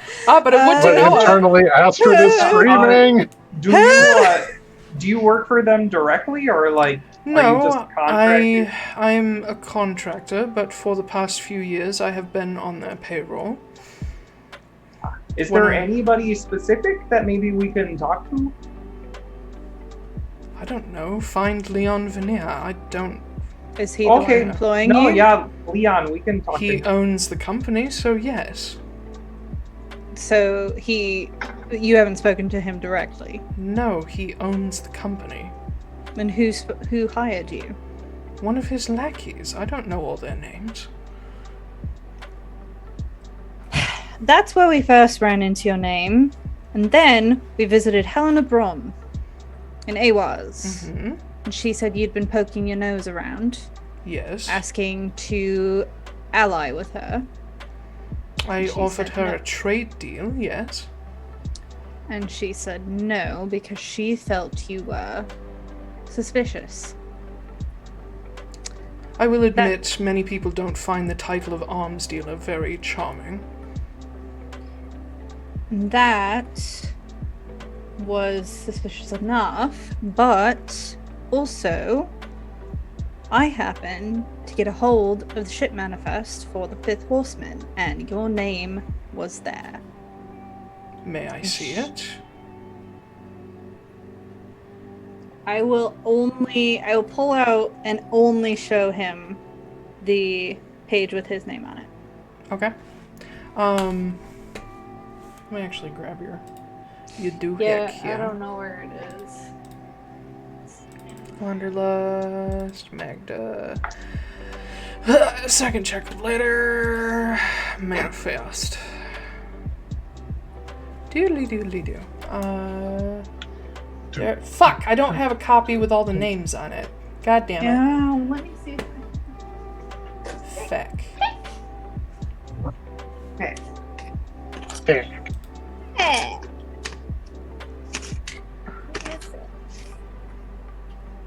I have so many papers.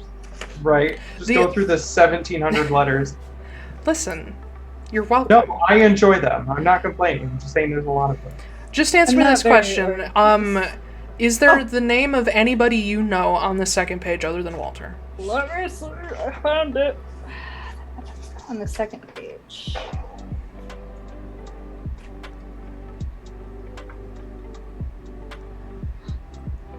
Is his name on there? Oh yeah. They should be. Oh, They no. should be starred. Somebody that you know. Yep, like all of them. All of them are on the second page. Bostavan, Boston, Mikhail, okay. Jared, Okay. and my dad. Okay. He takes a look at the paper, sees his name at the bottom, says, "Well, that's certainly spelled like my name."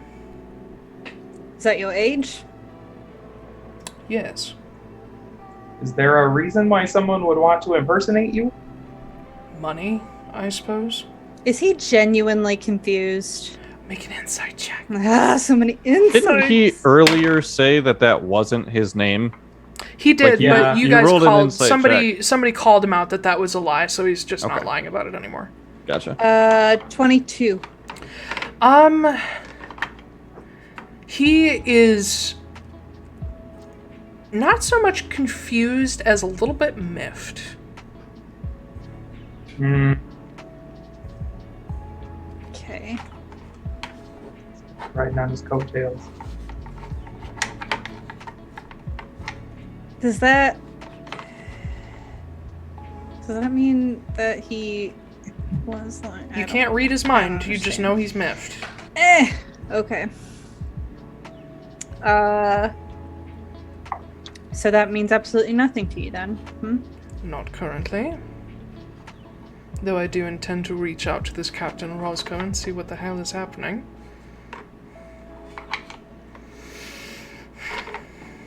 Why don't we...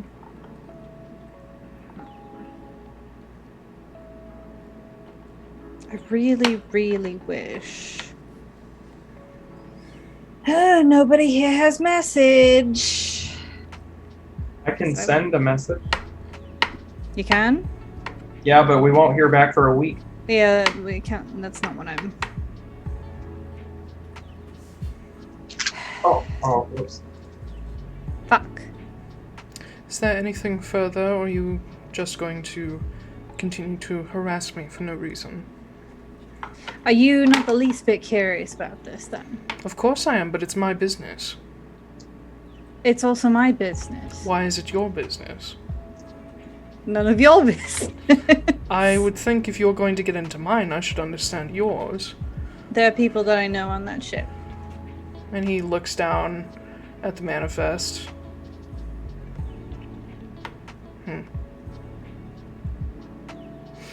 So if there's something shady going on there, I would really like to know. The nearest guess that I have is either one of my apprentices has signed on with my name, which is unlikely because none of them are in Amnoblin, or someone is trying to steal business with counterfeit arms. And if this Ferdinand Orozco does not know me, he may think it's me. That is my best guess. Can I have the name of your apprentices? No. So you aren't in the least bit curious either, if one of them is double-crossing you. I certainly am, but they do have permission to use my name on things. But one in Amnoblin seems suspicious. I'll tell you their names if you tell me yours.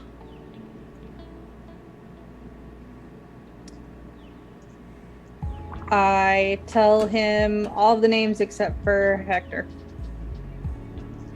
Oh, you give him the names of the people you know? Yep. No, he's asking for your name. Oh, shit, never mind. I thought he meant like... Nah. Yeah, okay.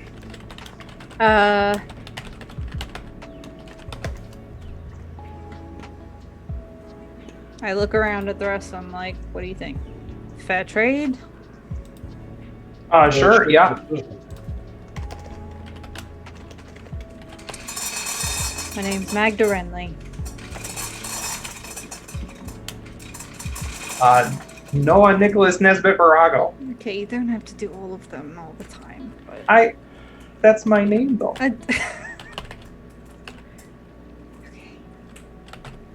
Hold on, I'm grabbing the names of his apprentices.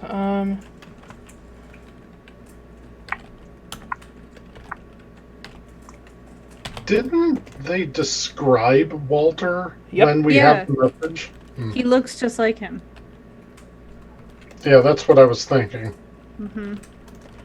So if this guy really isn't on the ship, then someone is disguising himself to look like him. And using his name. Okay. So you tell him, Magda Wrenly, and he says, I currently have 3 apprentices.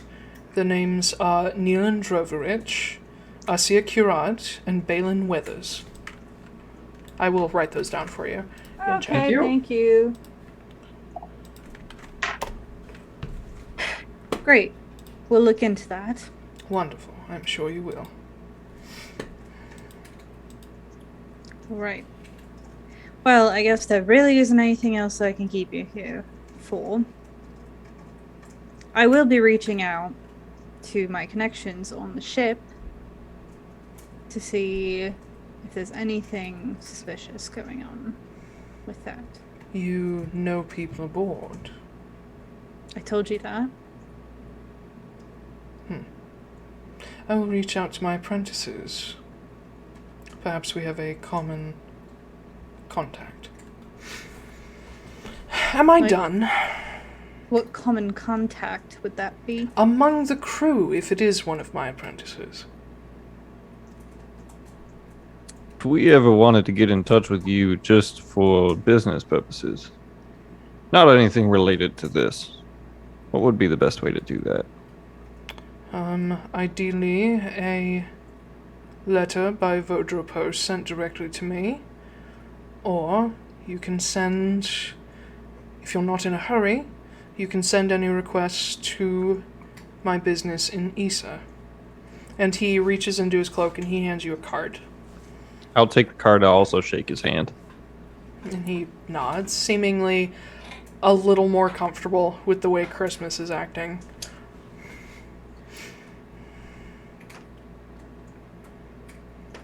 Any further inane questions? No, we're done. Turn around and leave.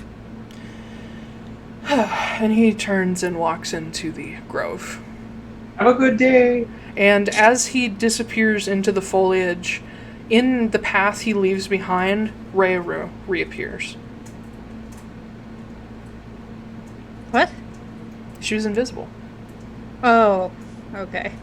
She done disappeared. Yeah. And Rayru steps out of the sort of wooded area. Looks at all of you.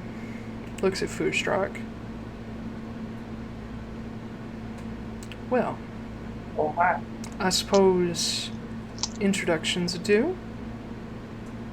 When I hear her voice, I'll stop walking away then. Mm-hmm. Did you get anything that we didn't get? Well, being that I don't much understand what you all are doing, not really, but he seems strangely unbothered by what he's done. That lack of empathy bothers me. I second that. He's a businessman. I don't know a lot that have a lot of morals. Unfortunately, those types are very common. But, I suppose, and she looks at Foostrak, introduce me to your friends. What? Quickly before that, what time is it? In game. 11:04. In game. No, in game. Oh. In game. 11:04. It's 2 a.m. No. It's probably been a few hours, so it's like getting close to 4 p.m. What time would the AMC office close? Probably. Oh, during summer, probably like 6, 7 is normal for these businesses. Okay. You got time. It's not that far away. Okay. Well, Mom, this is Christmas, and Magda and Noah. Oh, hi there. Everybody, this is my mom. And she shakes Is that each of two your hands. separate names? First name Ma, last name Mom? No, my name is Ray Roo. You can call me Ray. Oh, but could we call you Rue? That would be my sister. Oh, okay. Ray it is then. Is there any She just kinda reaction? chuckles. Is there any reaction when Foostrak says my name? When he said, make an insight check. Christmas fortune, Maya. Secrets. Secret. I got a I knew you were gonna do that. 7, the magic number for tonight. There is no recognition in her face. Okay.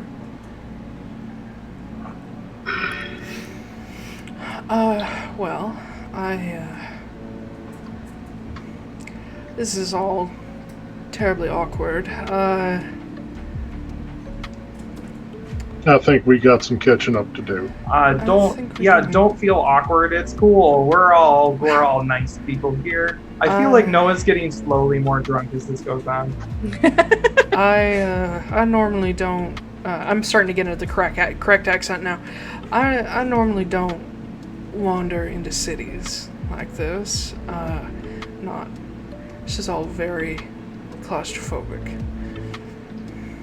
So, I got a place we can go that's not as densely populated. I think that would be nice. I usually only come into towns to make a little money and pick up supplies. Well,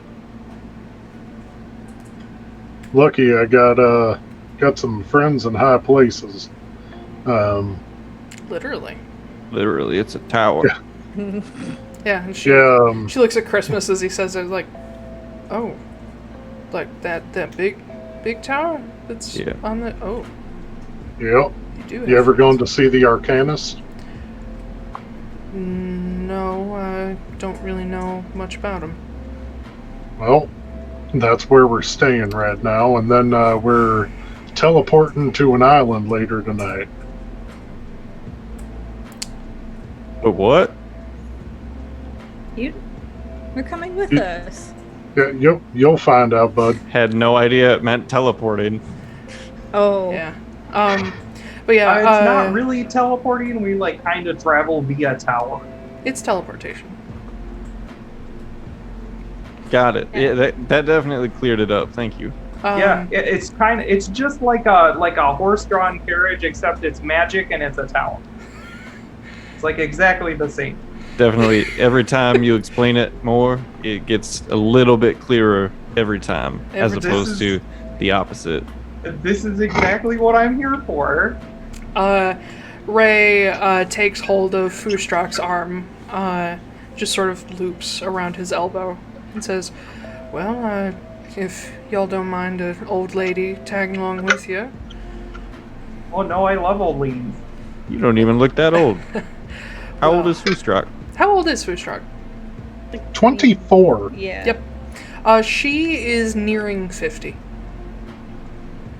Which Don't is... look a day under 35. Well, and if my You don't look a day under 35? Alright, you don't look a day over 35. Yeah, she, My apologies. she. It's hot in here and I'm tired. if a Minotaur could blush, she's like, well, I appreciate It's hot in that. this outside. It is summer. It is late summer, so this is the hotter part. So sure, whatever. But she tags along with you guys. Magda, when they're like getting out of this park area, she's like, I'll catch up with you all later. I need to check on some things, and I'm going to rush down to the AMC office. Okay. Well, be careful. That guy's sketchy as hell. Yeah, no shit. And Invisible. Just kidding. I'm not doing that again. I can't do that again. Yeah. So yeah, Magda splits off from you guys as you pass by the AMC office. The Yara office looks a little bit nicer and bigger than the other ones you've been to, but of course this is a crossroads city, so it's going to have more like funding and people passing through. It is laid out similarly, but there are more offices and sort of extra rooms off to the sides. So Magda, as you open up this like half glass, half wooden door, you hear a little ting-ling-ling above the door. And you see there's the waiting room sort of area, a desk at the back where secretary is sitting. This one is, this particular secretary is an older female drow. Very short, shorn hair, sort of long, dangly earrings, very nicely dressed in like Constantian fashion. Glasses, little spectacles, as she's tip-tapping away on an auto-writer. You would see this whole whole sitting area. The walls are covered with paintings and like framed, different framed pieces, including things like medals, some even like dented rank badges next to some of the paintings. You see a lot of the paintings are of either like one or two or like large groups of mercenaries all gathered together, or men in the Legion uniform. We just had two people bail on us. All right. I'm gonna run up to the desk, show my badge off, say, you able to send messages? And the secretary stops and looks up and says, yes, I can. Okay. I need a few messages sent right now. Okay, can I have your name? Magda Wrenly, look, badge, see, on there, great. Well, your badge doesn't say your name, dear. And she writes down your name. Does. It does underneath. It acts like a dog tag. So the top of it is the display of your rank. And then on the back that's facing your shoulder, your name is there. So if anybody were to find your body, it acts like a dog tag. Okay. Yeah. Magda Wrenly. She writes down the name, or she tip-taps down the name real fast and says, who am I sending to? Alright, I need you to send a message to someone named Joan Orozco. If we could do it magically right now, that would be great. Yes, this is just so I know what to say. Gotcha. Okay. I need her to tell me where Walter Dine is right now, and if she has seen him in the past couple of hours, or days, or anything. If he comes and goes, if he seems to disappear, anything like that. All right. And she finishes tip-tapping, and you see her draw non-Thunarian runes, more of the basic, like, what are they called? I believe they're just referred to as common runes. Anybody can use them. She casts those into the air, and you hear her speak. Says, Miss Joan Orozco, this is the secretary of the Yara AMC office. Miss Magda Wrenly would like to know if you have seen a Walter, and if you have seen him recently and when. I just made her English. I'm so sorry. She's American. God damn it. Okay. So many accents Doing good. fault You're is doing that? good. Shut up! It's all y'all's fault because you play in my world. Oh, sure. But she pauses a moment, and you can see her taking basically shorthand notes as Joan answers. And she sort of pulls her spectacles a little bit further down her nose as she's typing. And she looks up at you and says, she says that she hasn't seen him today yet, but she did see him yesterday. And it is normal not to see him often. Can you send another message and ask her to describe what he looks like? I can. I'm just gonna, for the sake of brevity, she relays that. And she types out the quick description. She says, black hair, dark beard, steel blue eyes, pale, thin, a touch on the short side.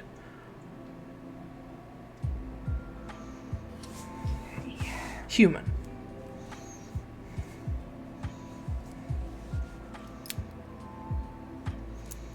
Is there something wrong, Miss Wrenly? It isn't AMC business. It's fine. Well, you're one of our numbers, so if there's some danger or issue that you're facing, we will help you. There is an arms dealer with that name who has been dealing to all sorts, and he is also apparently on that ship, but also I just talked to him and denies that he was on that ship. You said Walter Dine. Yes. Any aliases? Walter Brents, I think. Yes. And she turns and starts thumbing through a filing cabinet. She says, do you know anybody that he's been working with in particular? The Glacier Watch in Isa. Oh, well, that's already a problem. He's been propositioning all of the Arcanists in the Runetown Ring. Do you know if he's spoken to Miss Selbin, or Mrs. Selbin? I have not checked with her yet. Okay. But I would imagine he has. Let's see. We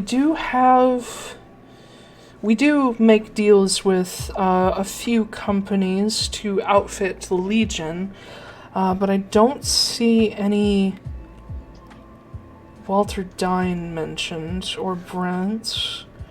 Veneer Arms, Molinarch Arms. He says he works for Veneer Arms. Okay, do you know who he works under, perhaps? The only one he gave me was Leon Veneer. Well, that's not helpful. And No, it isn't. She keeps kind of thumbing through different pages. She's like, I don't think we here have had any contact with him. I can try to... I can send a runner over to the Glacier Watch to see if they know anything, but I don't know if they'll help us. They're not going to. If he's beneficial to them, I don't think it's going to do anything. Well, yes, they're hard asses. Occasionally they'll help, but not if it's going to cause them a problem. And she closes the file. It says, is this something we should get the captain in on? Or do you think you have this handled? What help can I offer? I don't know. I honestly don't know. I feel like there's danger, but maybe there isn't actually danger. Well, considering your rank and considering this is an arms dealer who could potentially be a problem, I'm happy to help you. You're not just some lower rank putzing about.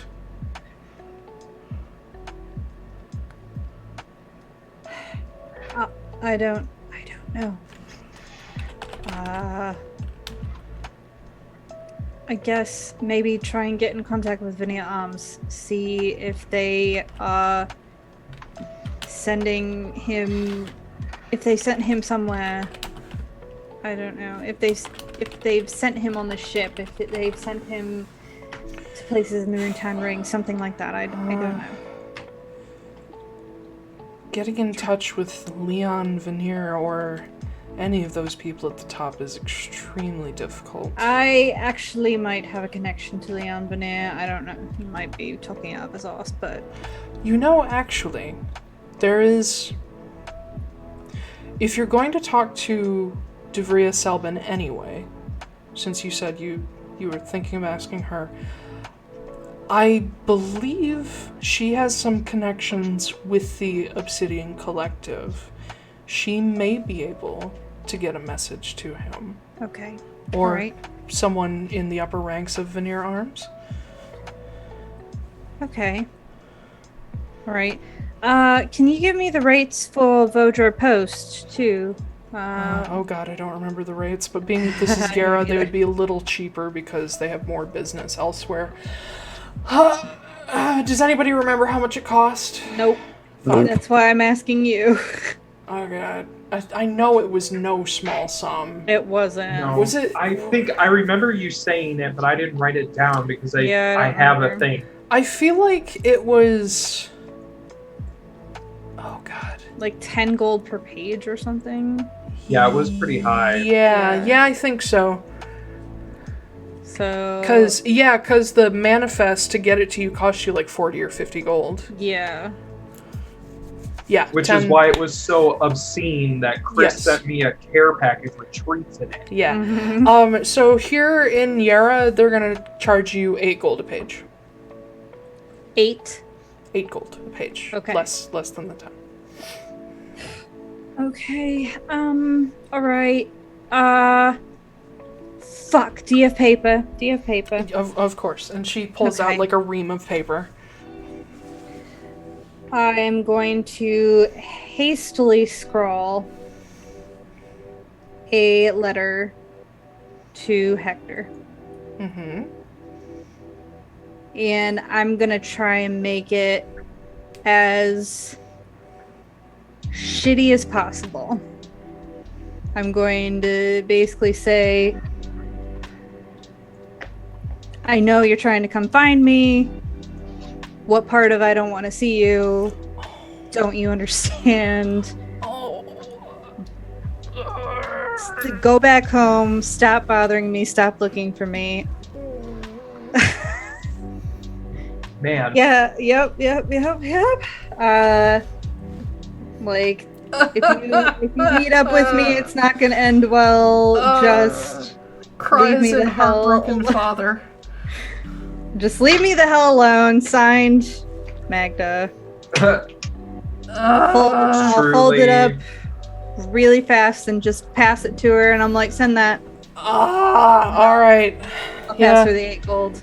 She doesn't look at it because it's confidential. She seals it into an envelope, writes a quick address on it, and you see her slip it into a box that's built into her desk, and you hear a That's so cool. yeah. I wish real mail worked like that. I know, Yeah. right? As she puts the 8 gold in the lockbox and says, "Is there anything else I can help with at all? Are you sure you don't want the captain?" No, it's fine. All I'm right. good. Well, have a good day, and if I do hear anything about this Walter dying, I will send you a message. Okay. I'm gonna leave. All right. All right. I'm gonna be sick. I literally just felt my heart drop in my chest as you described that. I was 5 seconds away from crying. So the rest of you get back to the tower like a good 20 minutes before Magda. I wanted to make a quick stop on the way up, sorry. Oh yeah, I just want to stop at like a pastry shop or something, of course. and I want to order a cake Mm-hmm. with a message written on it, Okay. and I want it delivered to the tower Okay. when they're done. Do you want to reveal the message when it's delivered? Yeah, Okay, when do you want it delivered? As soon as they're ready. Okay. They tell you it'll probably take them... If you want it as fast as possible, they can use a cake that's already been baked today, and they can decorate it for you. It'll take about an hour. Oh, that works. Okay. Okay. So you head... Whatever it costs, I don't care.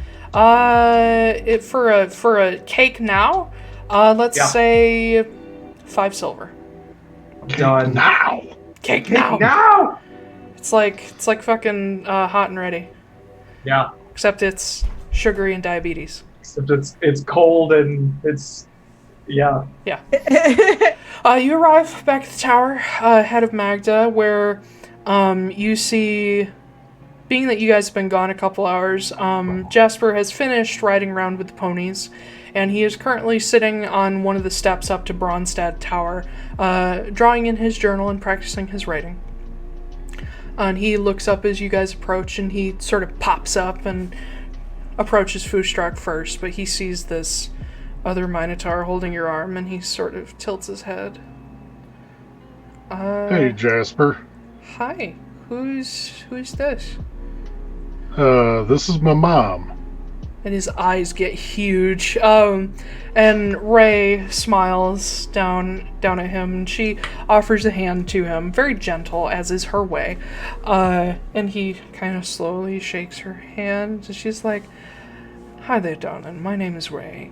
And he sort of's like, "Hi."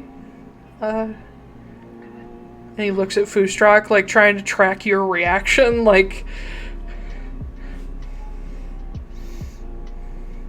He's just happy. Okay. Just kind of like, whoa. Yeah, and Jasper is like, I'm Jasper. I'm there and his friend. Hi. And you can see he's starting to get really shy. And she just kind of smiles, and she looks over to you, Foostrak. She says, "Well, you've gathered quite the little party together, haven't you?" Yeah. I've actually been teaching Jasper how to read and write. And she just kind of hugs your arm when you say that, because teaching was always her thing. And she says, "Well, and you see, like, tears start to form in her eyes, and she just, like, wraps her arms around you again, and all of you can hear her. She says, "My little man's all grown up," and just bursts into tears. Oh, God. Oh, let's get you inside. We got quite a bit of catching up to do. I suppose we do. You should know about what's going on back home. Yeah. And she follows you inside. You see that inside, Aubrey is currently... He has taken over the dining room. There's just a billion things, lots of paper strewn across the table. All of the kids are outside with someone that you guys have seen among the staff. It seems like maybe they work as a nanny and a housekeeper or something while the two parents are busy. Devria, nowhere to be found at the moment. What? Yeah. But as you guys step in, Aubrey looks up from his work and says, "Well, you all been gone a while. How'd it go?" I won. Oh, Okay. we won. Yeah, we all won. All of us won. What?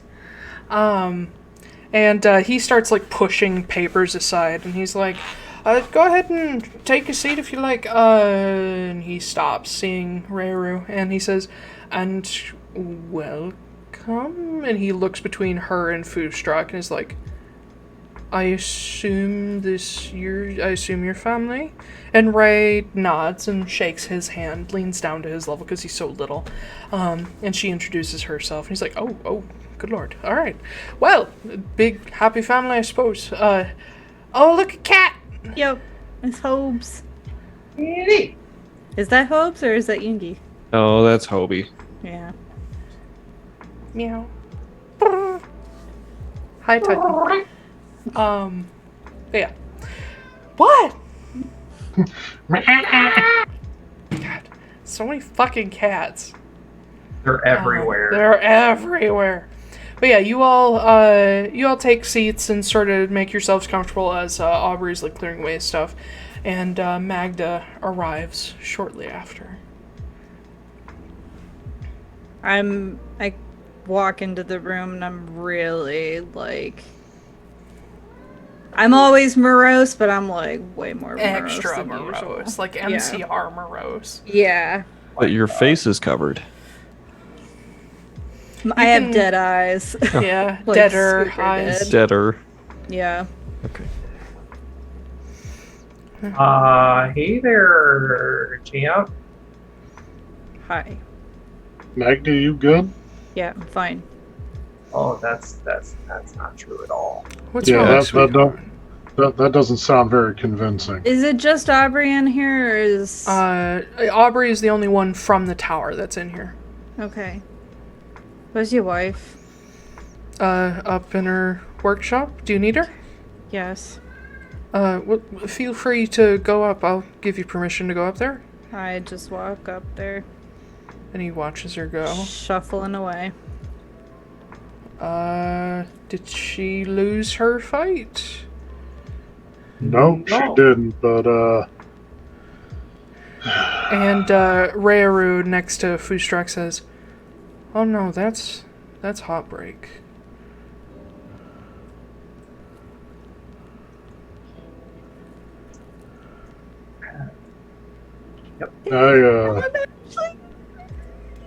What'd you say?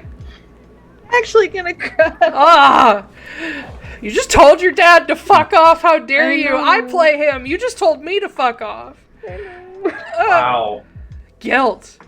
Yeah, I'm everybody's parents. I don't know if I should go talk to her or not. I don't think yet.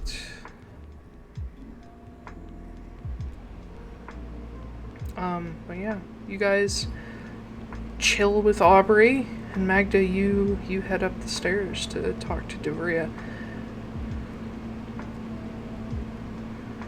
I think I am going to pause in my room for a hot second. Okay. Just Like cry. compose compose myself by not composing myself.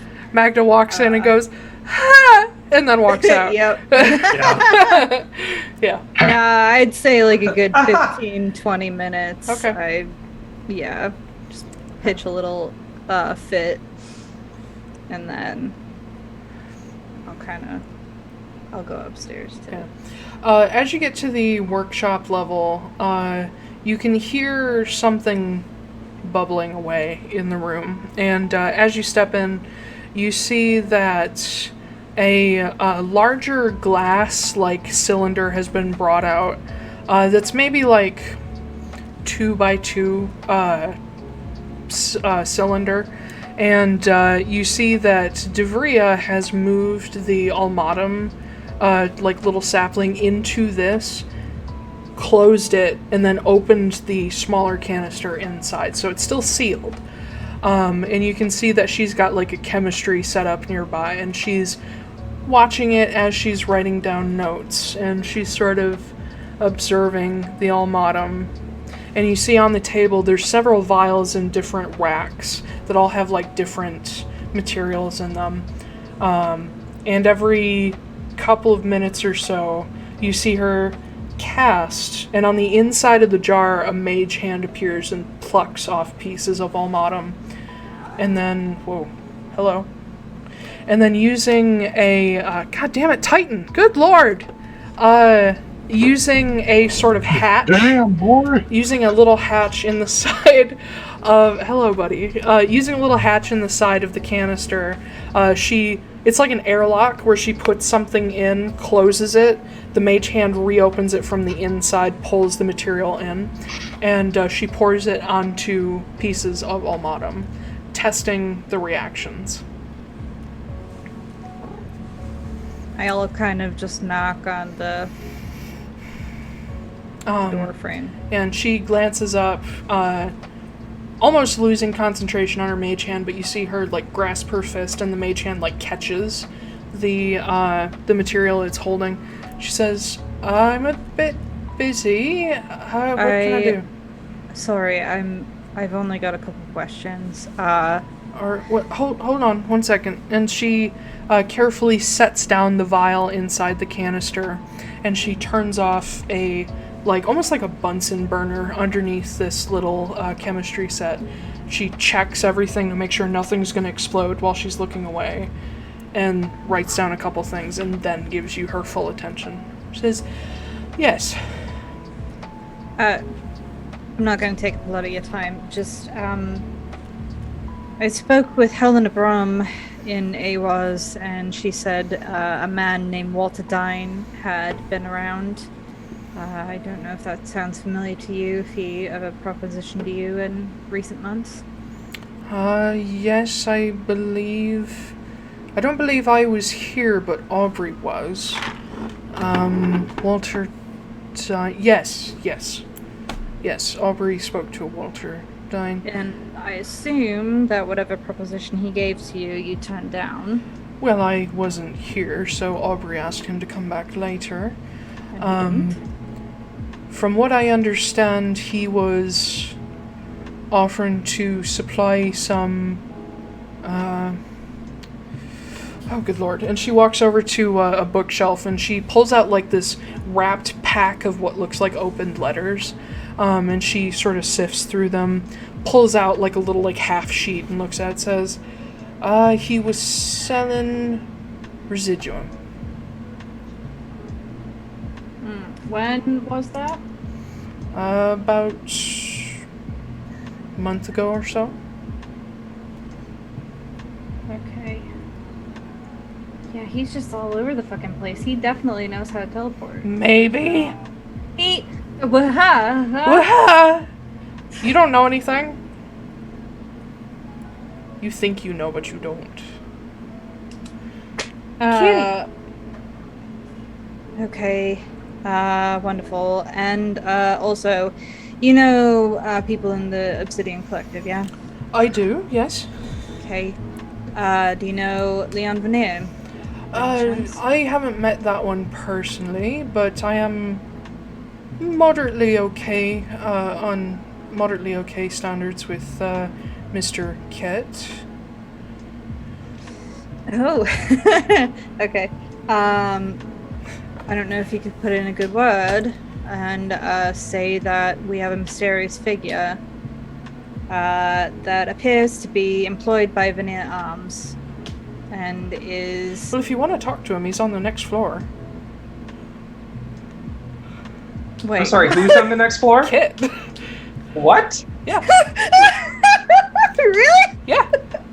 I just want to hear what he sounds like in your voice. Yeah. I was not expecting first. Uh-huh. Yeah. Somebody here knew he was here. Oh. Yeah, I didn't want to bring it up, though, because I knew it would be a fun surprise for the other two. Okay. I can just walk up the stairs and talk to Kit, the spring druid. He's Summer the winter druid? Winter druid. Ren is the spring Right. druid. Yeah. If you just keep saying that, you'll eventually get it. The fall druid? Currently there is no currently there is no there's no summer or autumn druid that you know of. I can just walk upstairs and talk to Kit, the winter druid. Well, don't touch anything and don't surprise him. That's accurate. Yeah, that's pretty fucking accurate. He was kind enough to give me a visit after we reached out to him and Miss Macambro about the issue with Rolliger and Vern. Currently he's studying the Almatum as well, so I gave him my extra lab space.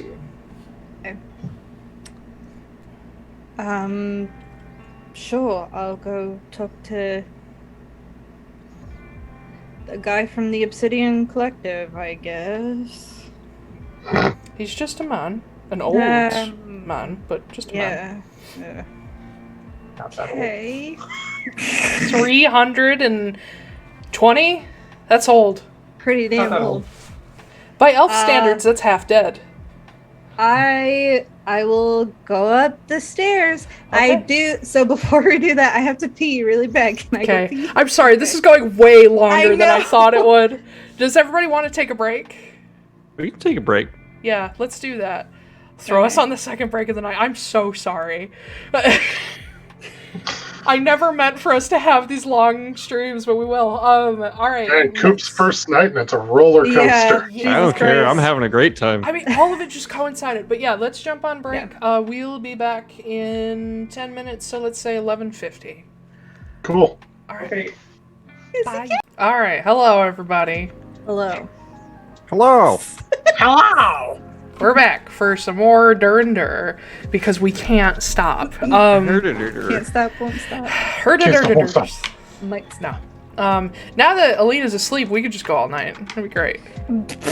Please don't. I'm I too need to old sleep for at that. some point. I have to DM tomorrow. I would appreciate not doing that. That sounds like a I don't respect personal your problem. personal times. No.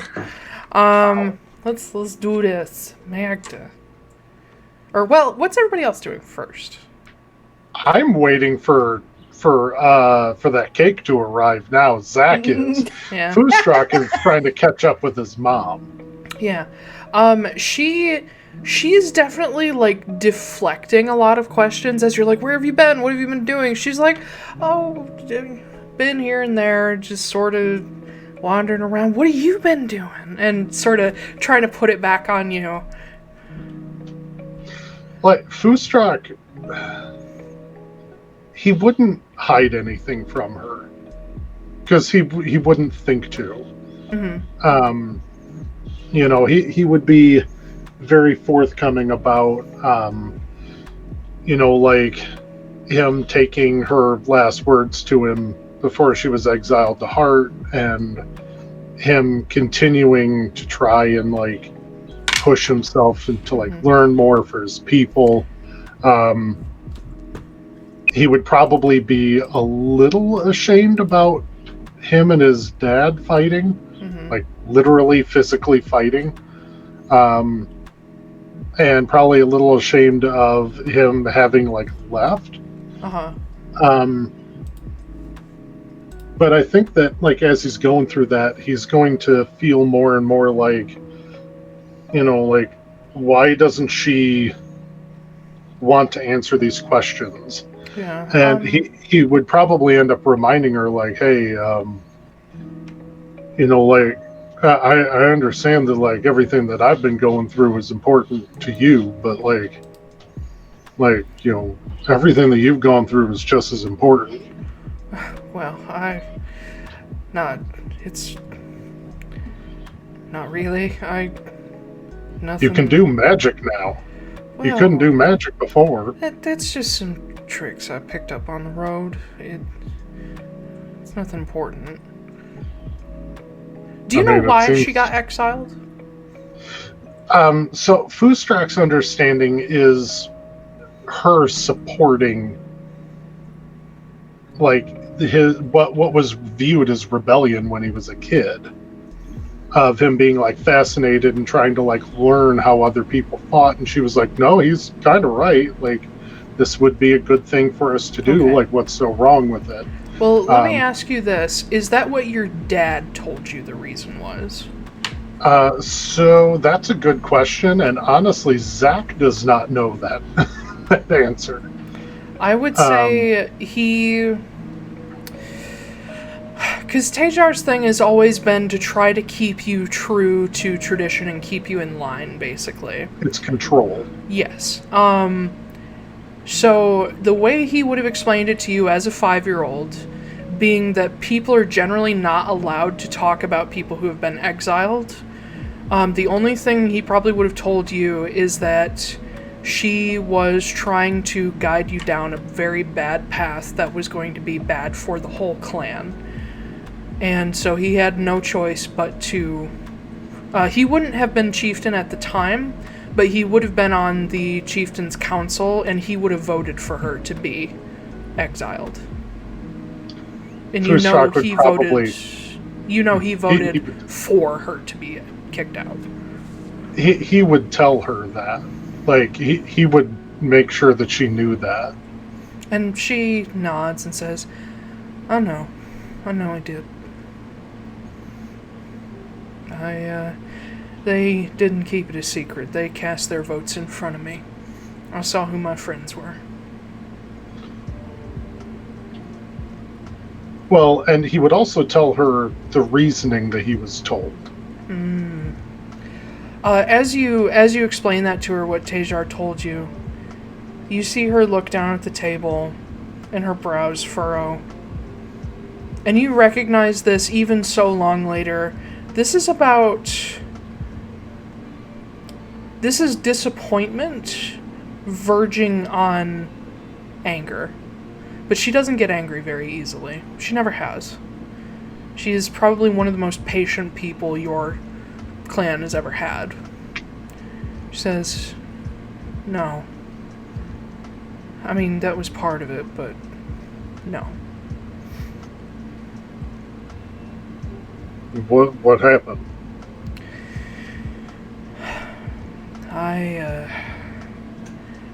Our people have never really been magicians. The few of us who knew magic, we knew war magic, spells to hurt people.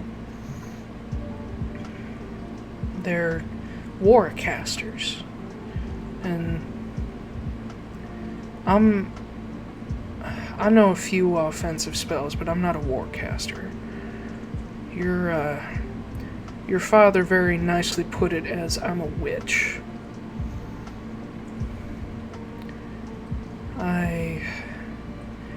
I started teaching, well, I learned a few tricks, and I started teaching them to some of the younger ones, healing magic mostly, and things to help people, sort of support magic. And your father believes that if people can't fight on their own strength, they don't deserve support. They don't deserve healing. And because I refused to listen to him, he reported me to the chieftain back then. And the chieftain, who was very anti-magic, other than our illustrious warcasters, decided that I was breaking tradition. I was standing against Zachary, and I wasn't worthy of being an Athar anymore. So I was exiled because I chose the betterment of my people and myself in a way that they didn't appreciate. Yeah, that's familiar.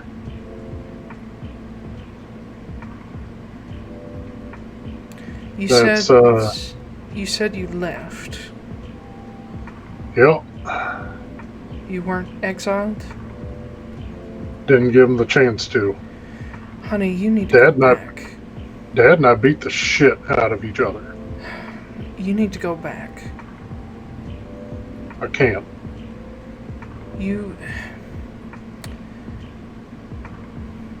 Everything that I lost was not worth it.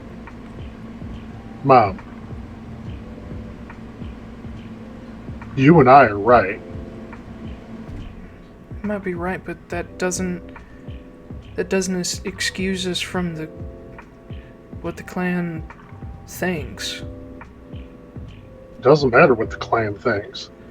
The clan either has to get with the time or else they ain't gonna be a clan much longer.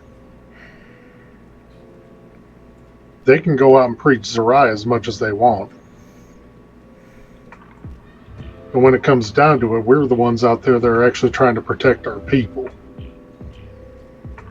They're also short-sighted that they can't see what's going to happen in the long run. You and I can. She sort of has her hands folded on the table in front of her, and She sighs and says, "You know, the first place I went after I realized I couldn't go home anymore was Haven. I've been across the entire world just to go there and read the Dulmaraga for myself and seek some kind of wisdom.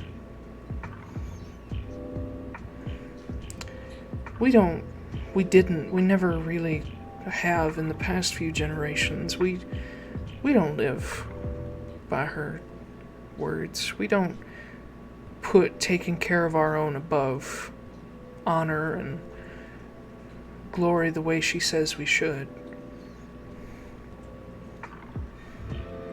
We're supposed to put our families first. So, we are right. Even in her eyes, we'd be right. But that doesn't change the fact that being exiled means I lost everything. My marriage to your father was annulled. I was disowned from the family. You're no longer my son by their laws. No, I don't give a shit about their laws. You've always been my mom. I know. But I thought you were dead. I thought I was for a while too, for all intents and purposes, but I found better things to do with my time than mope. If you want to know what I've been up to, I spent a good, maybe decade up in Amnoblin. I traveled with the Geary nomads, with the mammoth herders up there. Spent a couple of those years working with a healer in this little village along one of the rivers. Learned a lot from them. I spent about a year in Lochmanos, running around Cascas Val, actually.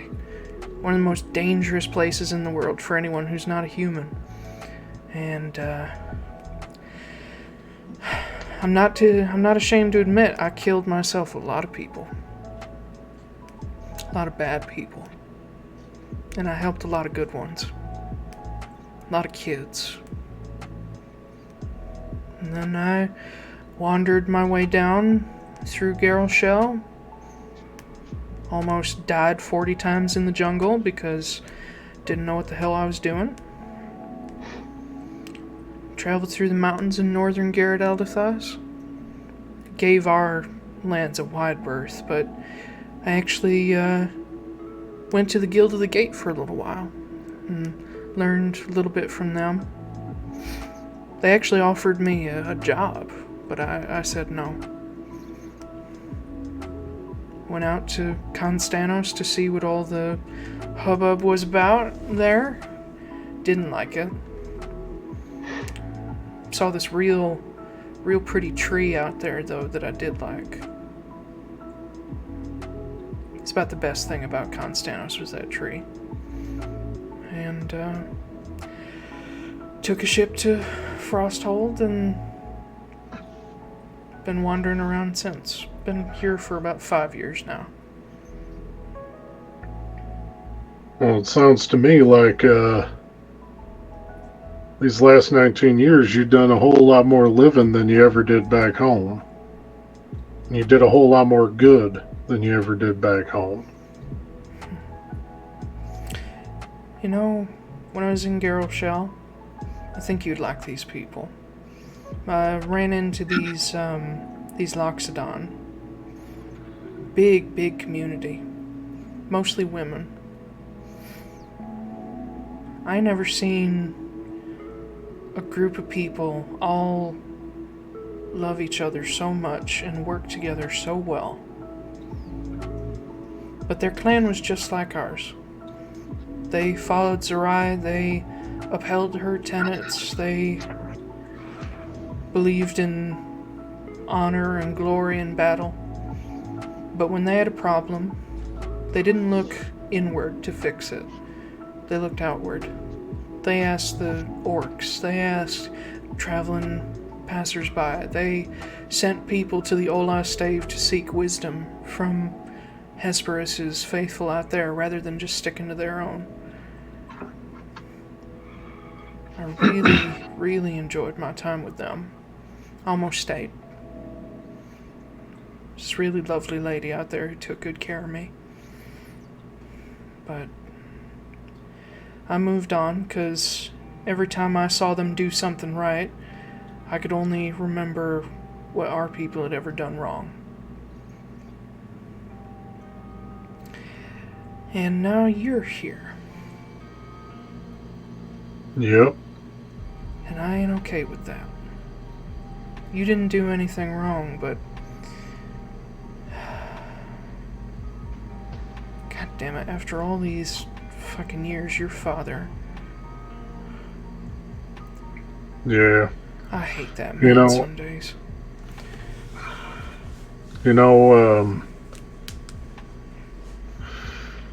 It occurred to me some time ago that as much as our people claim to follow and love Zarai, you and I, we more fall in line with LN. He came to that conclusion too. I talked to her.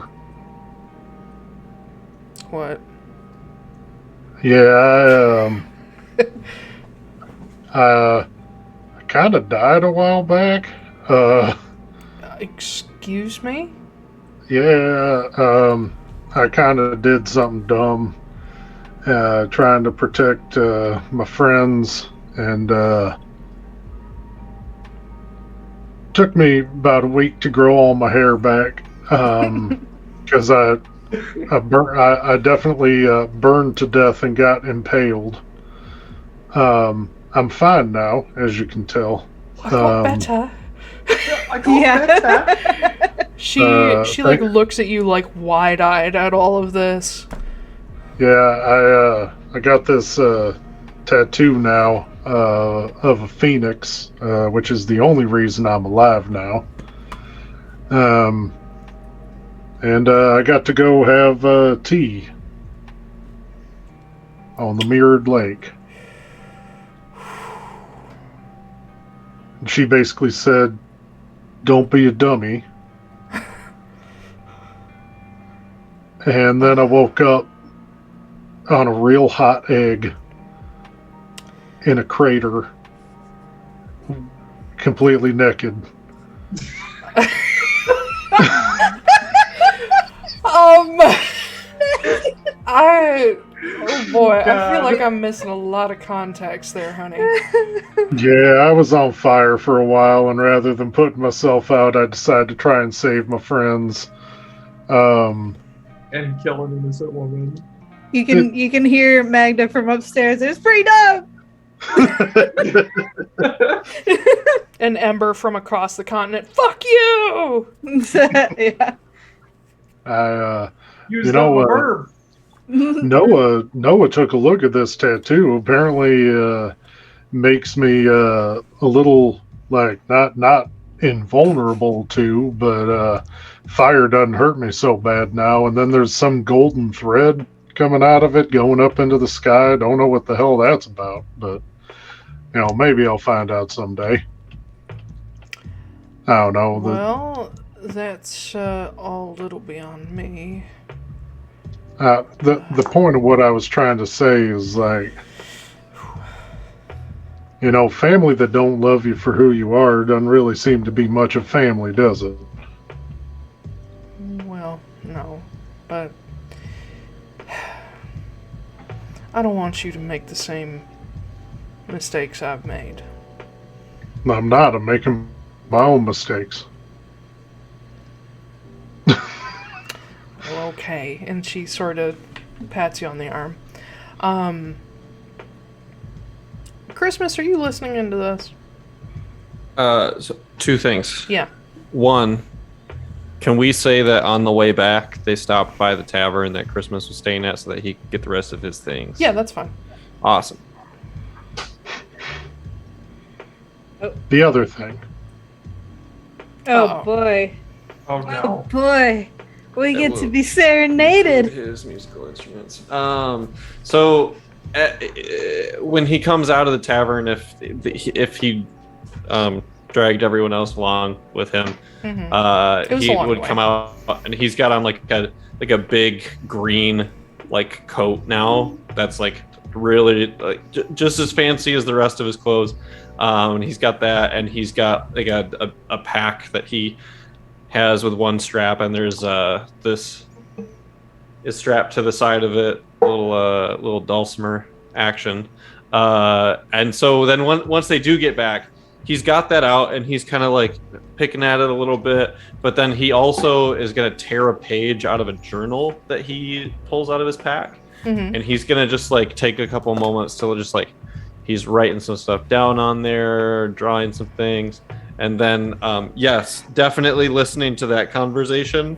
Okay. And then once there is a lull in the conversation, he's going to take that piece of paper that he's been drawing on, and he's going to put it over in front of Foostrak's mom. And it's going to have some of the like sigils that she drew when she was casting spells on it. Yeah, she looks down at the paper and looks at Christmas. Yes, darling, can I help you? Can you tell me what those are? Well, they're Thunar runes. You're gonna have to explain it to me. Like, I don't know what that means. You never heard of Thunar?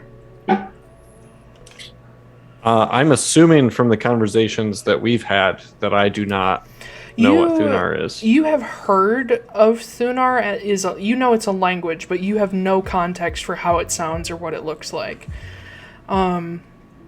Being from where you're from, you have little to no contact with native languages from other continents.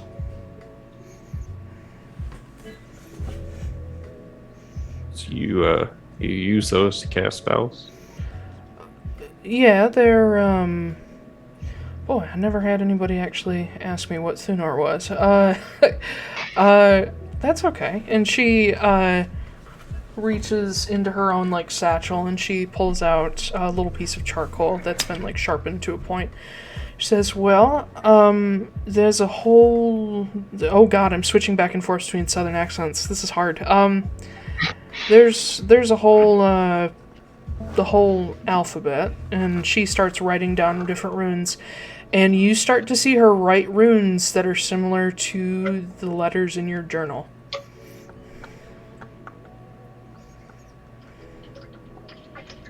Like exact copies or similar to? The one you pick out in particular is Sala's, the SN. The others look like they're combinations of these runes. I would point out that one specifically, and I would say, okay. I've seen that before.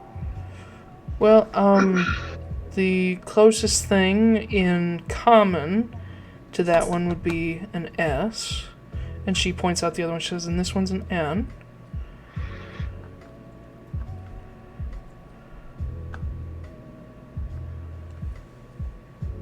So, like, she put the exact letters together, though. She's written out several letters for you so that you can see them. You can read S and N because you recognize it. I believe they're called Nauthies and Sowilo.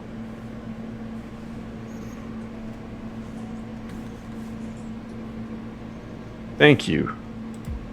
Of course, if you have any questions about them, I'll be happy to write some more out for you.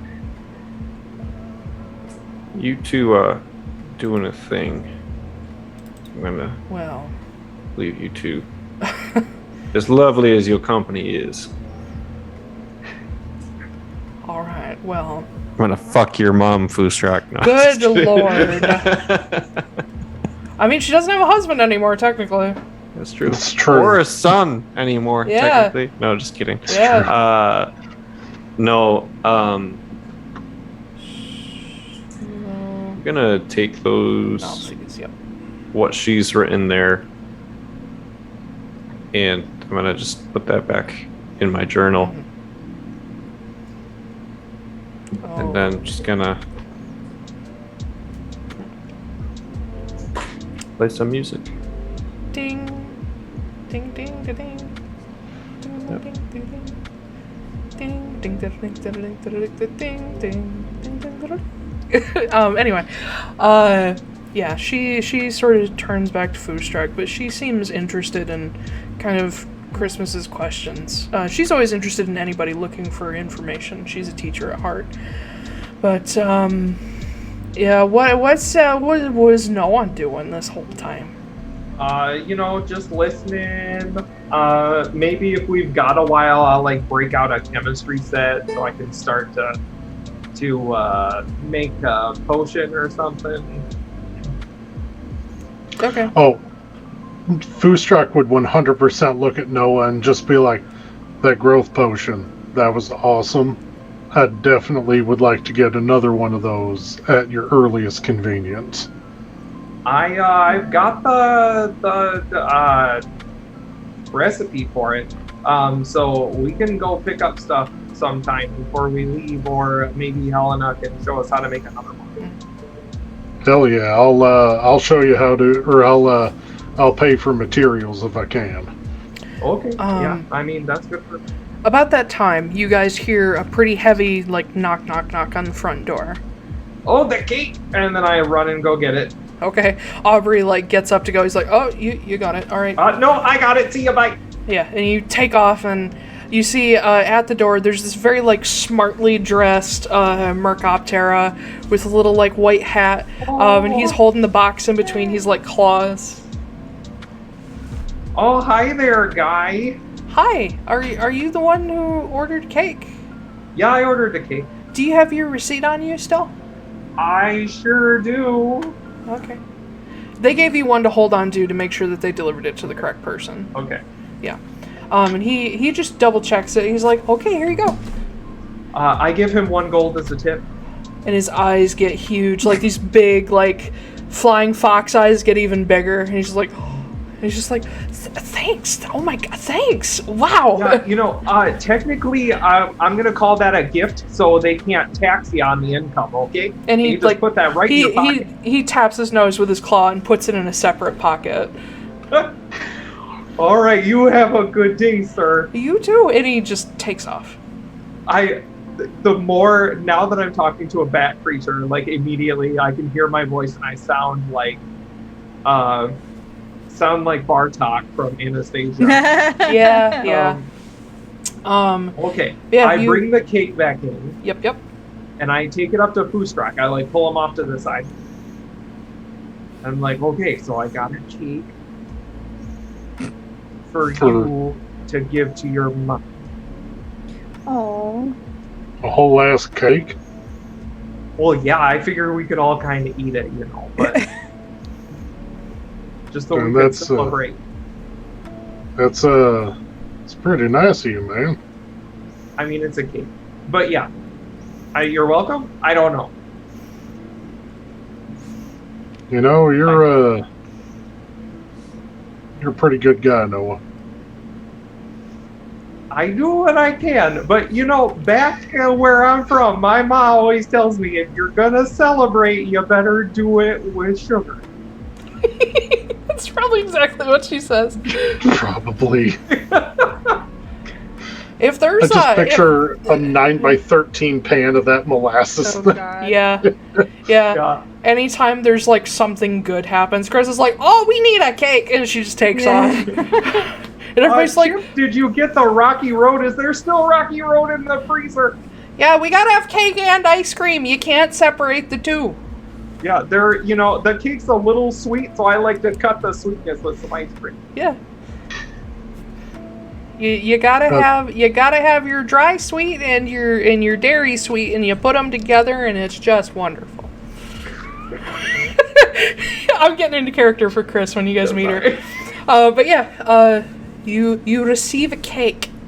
Yes. That has something written on it, but we haven't seen it yet. Yeah, it's in a closed box. Yeah. I guess that we would, that I'd bring it on over.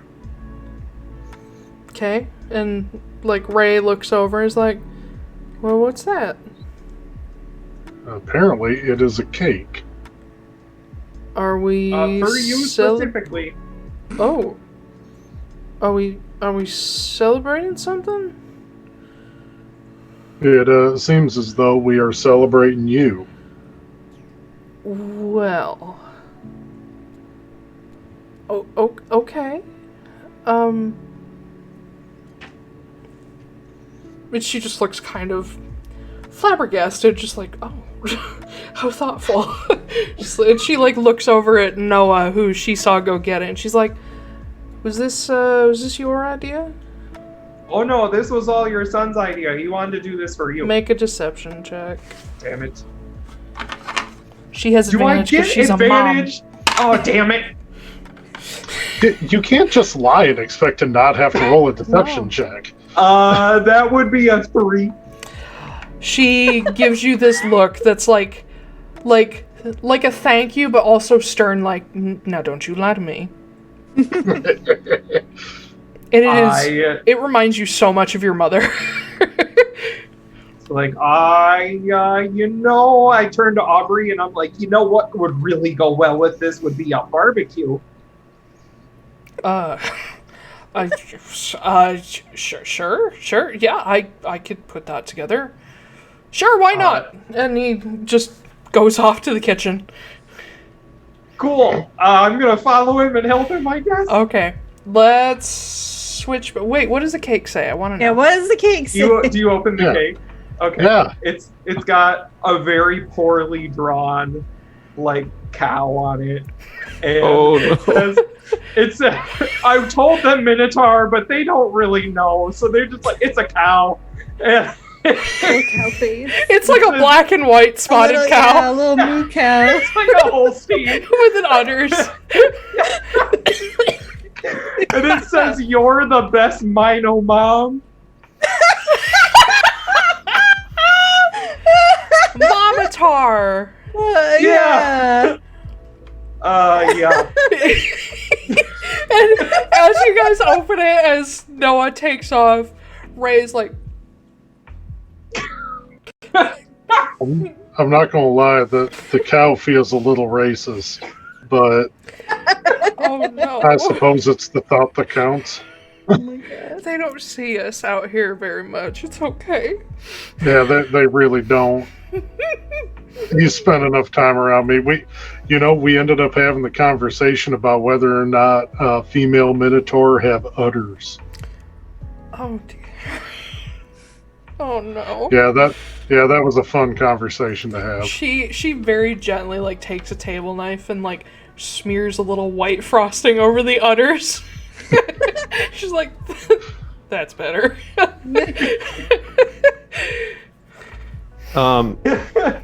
I do.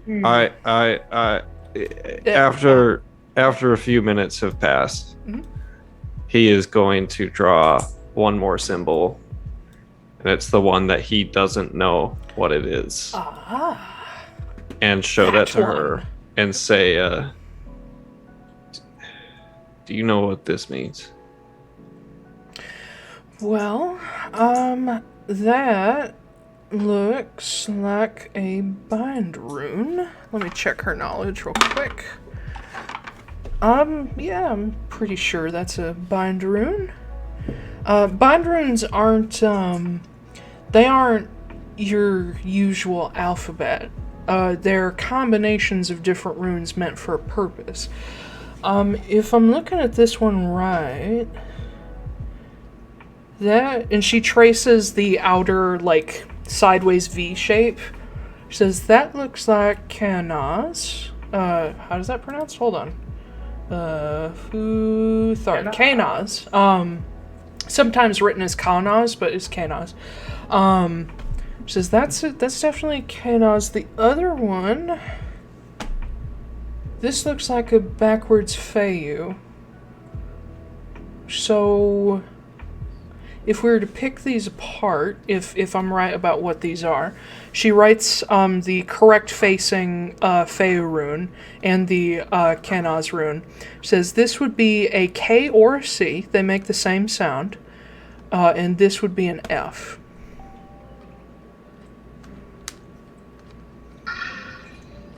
Called that shit. I know you did.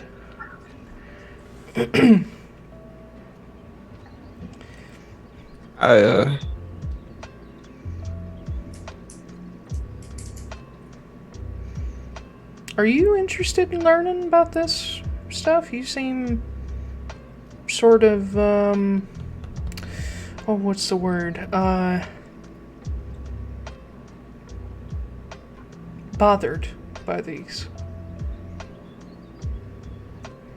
Feels like something that I should know, and I don't.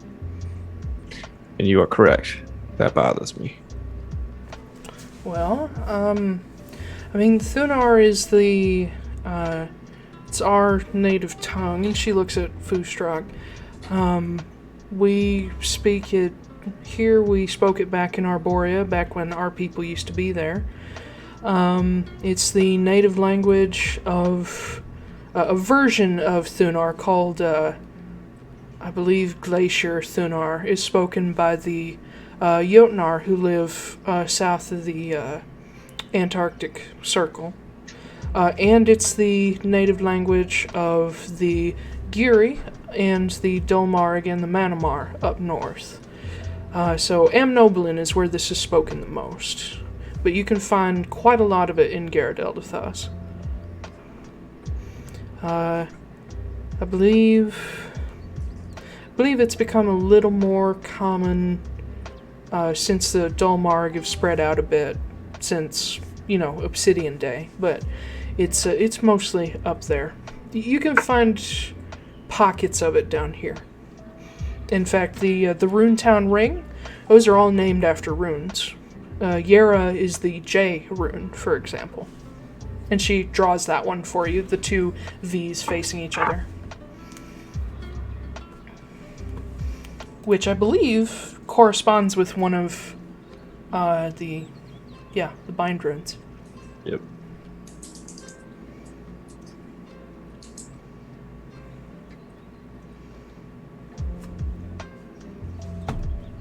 Is it common for people to use these as names? Names how? This one here. It's a C and an F. Oh, yes, actually, I have a bind rune myself, and she draws it out for you. Hers is a combination of, she tells you it's a combination of Rido, which is R, Rido or Rytho, depending on who you ask, and she would probably, oh fuck, what name does she use? It would be Rido and a Wunyo, which is a W or V. She tells you it stands for W in her case. So it looks like. Have you ever seen my bind rune, Koop? Is it the one that's on all of the character artwork? Yeah. Yep, then I have. Mine is Tiwaz, Rido, and Wunyo, so TRW.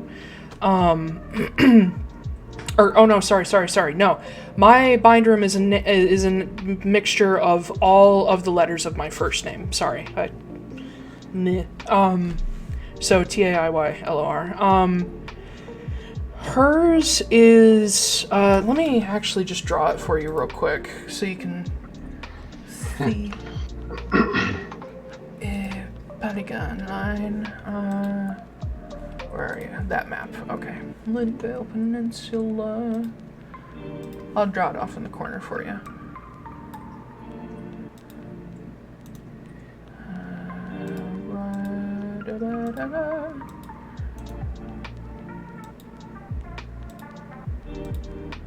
That would be hers. So Rhino faces right, Wunyo faces left. Says, these are fairly common among Thunar-speaking people. I've also known plenty of folks who use the Thunar arcane system to have them. It's sort of our calling card. Most magic casters or people who were born Thunar have a bind rune, though whether or not they use them is sort of up to them. I've also seen them used by companies to mark sort of different divisions, especially up in Amnoblin. I've known thieves to use them. Basically, they're a handy-dandy little code system. And depending on whether or not you can figure out what a bind rune is a combination of, it can actually be a pretty good cover for you to put your mark anywhere and nobody be able to read it. Except for the people you want to read it. I appreciate you sharing yours with me then. Of course. Mine's not a secret. I wear mine proudly. And she actually pulls a little pendant out from under her shirt and shows you she has like a cast version of the bind rune. She says, I was given this by some of the people who taught me some of my magic.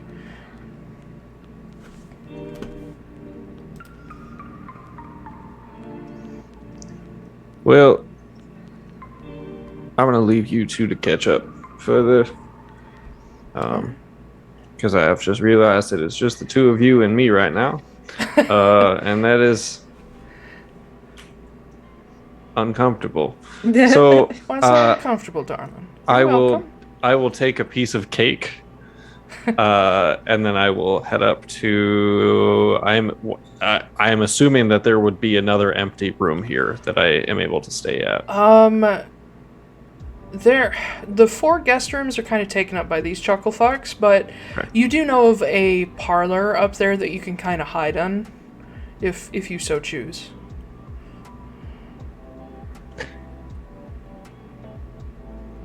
Ooh, I have to make a character decision. I'm gonna let the dice decide. There is also a small library and like a study.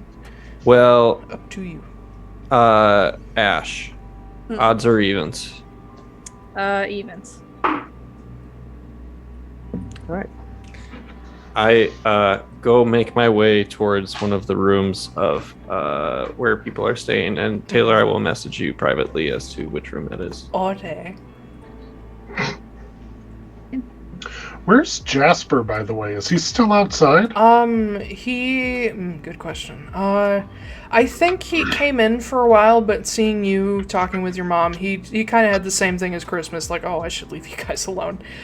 He has probably gone up to the library. Okay. For the kit conversation, if we want to cut it off like here and then start it next session, because I want to take some more time with that and it's late, so Yeah, that's fine. yeah. Okay. Well, in that case, Only it's getting. reason I stayed, you guys. Oh, I mean, No, I'm just. yeah. It's a Okay. joke. It's not. Sorry, Zach and I are talking. Okay. Oh, Koop. I was like, I'm not talking. Yeah. Fuck both of you for having the same name. God damn it. It's I definitely blame our your parents. fault. Yeah. That's a good place to start. It's a good place to start with most things at the very beginning. No. Yeah, we will. I feel like we've wrapped up most of the stuff, and then we can start out with Mr. Kit of Volfira next time, That's true. who just is arbitrarily in this tower for no particular reason, totally. Oh, sure. But, yeah. Right. So, boy, howdy. We will try not to go this long next time. I'm desperately going to try to make sure this only happens once in a while. So, Like, give me one every, 10 episodes or something or less. But yeah, we will be back next Saturday, but not the following Saturday. Yep. So we shall return on the 18th, 5 p.m. sharp. And hopefully we'll have stream stuff figured out. If not, I'm the backup plan, and this hasn't gone too badly. So, let's start with, the Atlaran stuff. So, hey, if anybody's still watching this on YouTube, because it's going to be split into 2 parts, I already know that. You can find us at Atlaran Adventuring or ADV Co. Sorry, Atlaran ADV Co. on Twitter. There is a link tree here on Twitch. It will be on YouTube as well, and on the Twitter that leads to all of our different links for each of us and our projects. Those of us who have them, of course. And I keep the Twitter constantly churning out messages about different stuff, but occasionally I'll share around other stuff about D&D as well. And then, if you do like the stream and you'd like to support us and make sure that we can afford some of the stuff that we're doing, because some of it might be expensive, check out our Redbubble shop, where we have unique designs that we made. Toads. And this one will be potentially coming there shortly. Yeah. I'd be cool with that. Yeah. I think Alina, who designed it, said that she is down with that, but I figured that you two would hash that out. Yeah. Yeah, I'll talk to her about that. But beyond that, I think that's it for the Atlaran stuff. So, Ash. Hello. Tell us. My name's Astrid Knight. You can find me at Astrid K Writes, basically anywhere. Twitter, Facebook, Instagram, all the places. Mostly Twitter. Or at my website, astridknight.com. I'm writing a book. It's about D&D. It's pretty cool. It's called Perception Check. Yep. Wow. Thought you were going to forget to say the damn title again. No. Anything about Tales from Between or anything like that? Oh yeah, I'm also part of the anthology project from Same Skullgate energy, Media. come on, clip along. From Skullgate Media! Called Tales from the Year Between, In the Wake of the Kraken. It's about pirates, so many pirates. And you can find that on Amazon right now. I have a short story in there, and it's pretty neat. Yep. Amazon is sucking right now, and I still haven't got my copy, but hey, baby, what are you gonna do about it? ABB. So many pirates. So many. Blake. Oh, I get to go next. Okay. Okay. Hang on. It's late. Crystal Moon. My name is Blake R. Wolfe. You can find me at blakerwolfe.com. BLAKERWOLFE. I think I spelled that right. Mm-hmm. You can also find me Blaker Wolfe. Blaker Wolfe. You can also find me at any social media by that handle. I write books as well. I just finished up writing my first fantasy series. Book 5 is coming out on Wednesday next week. Yay! And yeah. That's book number 1. And I am also hosting a giveaway on that Wednesday as well for a copy of book 1, signed copy. So you can find more information about that in my on my Twitter. And yeah, there's more books coming. I'm writing things. It's happening. So yeah, I think that's all I got. Oh okay. Yeah, I did that map. Yeah. Harris. Hi, everybody. You can find me on Twitter at Zachary G. Author. I primarily write horror stories. I'm currently working on my first short story collection. I'm hoping to have that published next year. I've been diligently writing as of late, and I'm hoping November will be particularly creatively filled. That's an interesting. That would make a great donut shop. Creatively filled. Filled with so many crates. Or a sex shop. I filled this with a donut. It's a donut filled with a donut. I filled this one with a hammer. It's just smashed to fucking bits.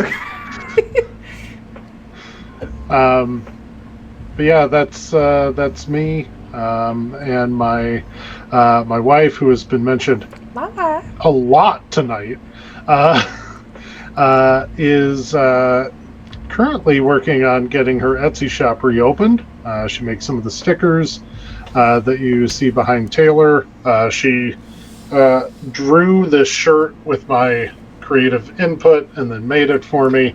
I will be advertising a bunch of her stickers on this gigantic water cask up here shortly. That Etsy shop is Leanie Draws, L-E-N-I-E Draws. It's still on hiatus after our move, but it should be up here open up here very shortly. Koop, what about you? Yeah, Koop, do you have anything you want to say?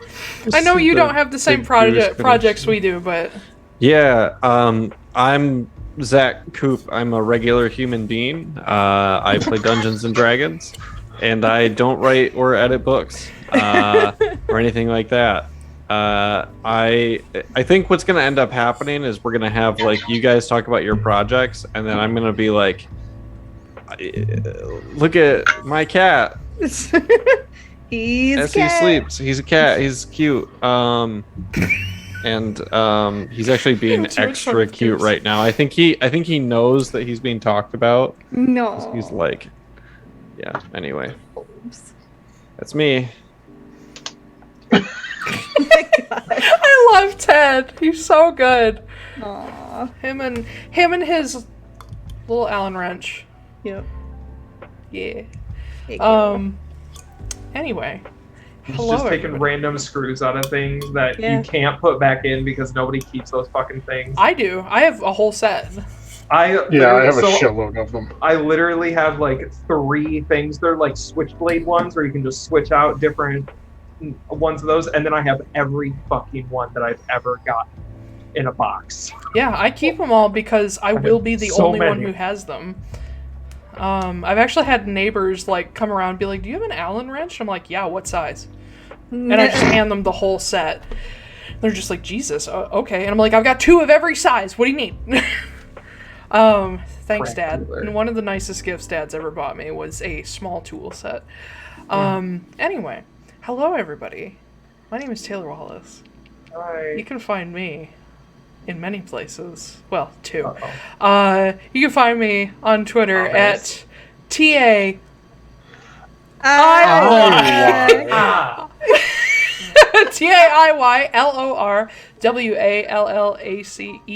Make sure you spell it wrong or you'll never find me.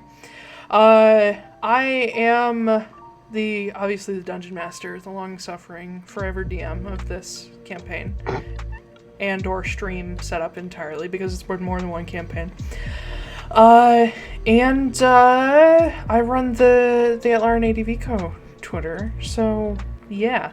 You can also find me, if you look in our link tree, at Sonder Editing. If you're a writer, especially if you're going to be working on NaNoWriMo or you are revising last year's NaNoWriMo, if you would like an editor who won't charge the soul of your third-born child, you can see what I've got on offer. I currently offer just basic proofwriting. I have I have slightly more, I guess, intense editing style where I actually look beyond just mistakes and whatnot and actually, like, keep track of your story to make sure everything sounds right. And then I do also have developmental editing that I'm offering for people who are in the process of writing and maybe need somebody to bounce ideas off of and people to help them write out scenes. I'm not a ghostwriter, though. You can find all that on sonderediting.com. I am, of course, Blake's editor. I've edited the entire Crystalline Chronicles. You can see my portfolio, which is all of your work, on Sonder. And then I should be starting editing a perception check for Ash within the next few months, perhaps. Yeah. And we are currently getting more into planning just for people who saw the last campaign or are interested in what happened last campaign. We are planning out the first novel based on the campaign, which will cover all of the time before the stream actually started. Not all of the time. Well, a lot of the time. Enough of it for me to say like 98%. There's a couple sessions that we don't cover in the first book. But we'll be going into the viewpoints of Sylphie and Jax. Jax, who the stream never got to meet. We'll meet Aether, who I did talk to Austin, and he is absolutely delighted that we would like to use Aether. Yay. We'll use Winston and Dinky and Dinky. all the peeps, and we'll get to meet Kenna when she was still Brynna Silver. Yep. So that'll be fun. Come see the origin stories of these. Yeah. Yeah. It's hard to show this one. Yeah, you can't really. Yeah. Oh. Yours is a little. Yeah. It's still. Yeah. Yeah. Yay. I can't wait to see what my tattoo for this campaign is going to be. But yeah. So keep an eye out for that. We're planning on doing the first one for NaNoWriMo. We'll see if it actually gets done within the time frame, but I hope it does. Ash and Blake and I are going to be co-writing it together. Or they're going to be co-writing. I'm going to be filling in and editing. You're writing 1/3 of it. Don't worry. We will make sure there's at least a third left for you. Considering I have to put in all the lore and the world information, I'm probably going to be writing quite a chunk. So, because I guarantee you, I'm going to get to something, and I'm just going to be like, Taiylor! Sylphie had no fucking clue what that meant, and then you're gonna go in and be like, yeah, she does. Yeah, and then I have to go through and fix all your misspellings of every fucking name. Yep, that too. I'm gonna need a book of those, please. Don't worry, I am working on a master document, literally a glossary for you guys. Yeah. No, seriously, like it's got ships, it's got locations, it's got NPCs, it's got objects, it's got like cultures, it's gonna have like the Thunar versus common magic system, it's gonna have everything. It has the calendar information in it, how it works, it has holidays, it's all there. That sounds like it's gonna be the appendix for your book. Yes. I'm gonna need an index. Yeah. Don't worry, I'm arranging it in such a way that you can click on a bookmark and it'll take you right to it. At what point do we just reach out to Wizards of the Coast and Never. say, make this into a book? Yeah. Never, because this is mine. True. Yeah. Like, I can take all the D&D out of it. It's easy. That's true. In fact, the only thing that I know we're going to have a minor issue with is the Raven Queen. Yeah. She doesn't really play a huge deal in ours. She doesn't, but she's still going to pose a problem because she is a cornerstone to who Vossner is. Well, we can just give her another name. Yeah, we're going to just replace her name. Don't worry. Yeah. She's not actually going to change. Is Tiamat? She's the bird bitch. Tiamat. No, Tiamat is not D&D copyright. She is an ancient Babylonian goddess. Mm-hmm. And the way I play her is completely different from Wizards of the Coast. Tiamat is made showcased in most of the Final Fantasies as well. Yeah, so she doesn't belong to anybody, and Bahamut doesn't either. He's an actual god too. I knew that. Yeah. Okay. But and he's also in the Final Fantasy games. They can't get us. Yep. Yeah. Anyway, yeah, probably. Bahamut comes from the biblical behemoth. Sorry, I had to double check. So we might rename him Behemoth just for fun. But yeah. I think that's everything, so we'll see y'all next Saturday for, I promise, it won't be a 7-hour session. I'm gonna try real hard. Be 6.5 instead. Yeah. And just as a reminder, we will not be streaming on the weekend after that because some of us are going to be at the Ren Fair. Some of us are going to be the fuck out of here. Camping. Well, you're going camping? I'm not camping. You're not camping? I thought you were going camping. God, no, I'm going to get a goddamn hotel room. Oh, well, sorry. Like a straight guy. Didn't you go camping last year in the same place? I went camping last year and it was a mistake. Camping is fun though. Camping is super fun in a hotel. Anyway, we will see y'all next week. And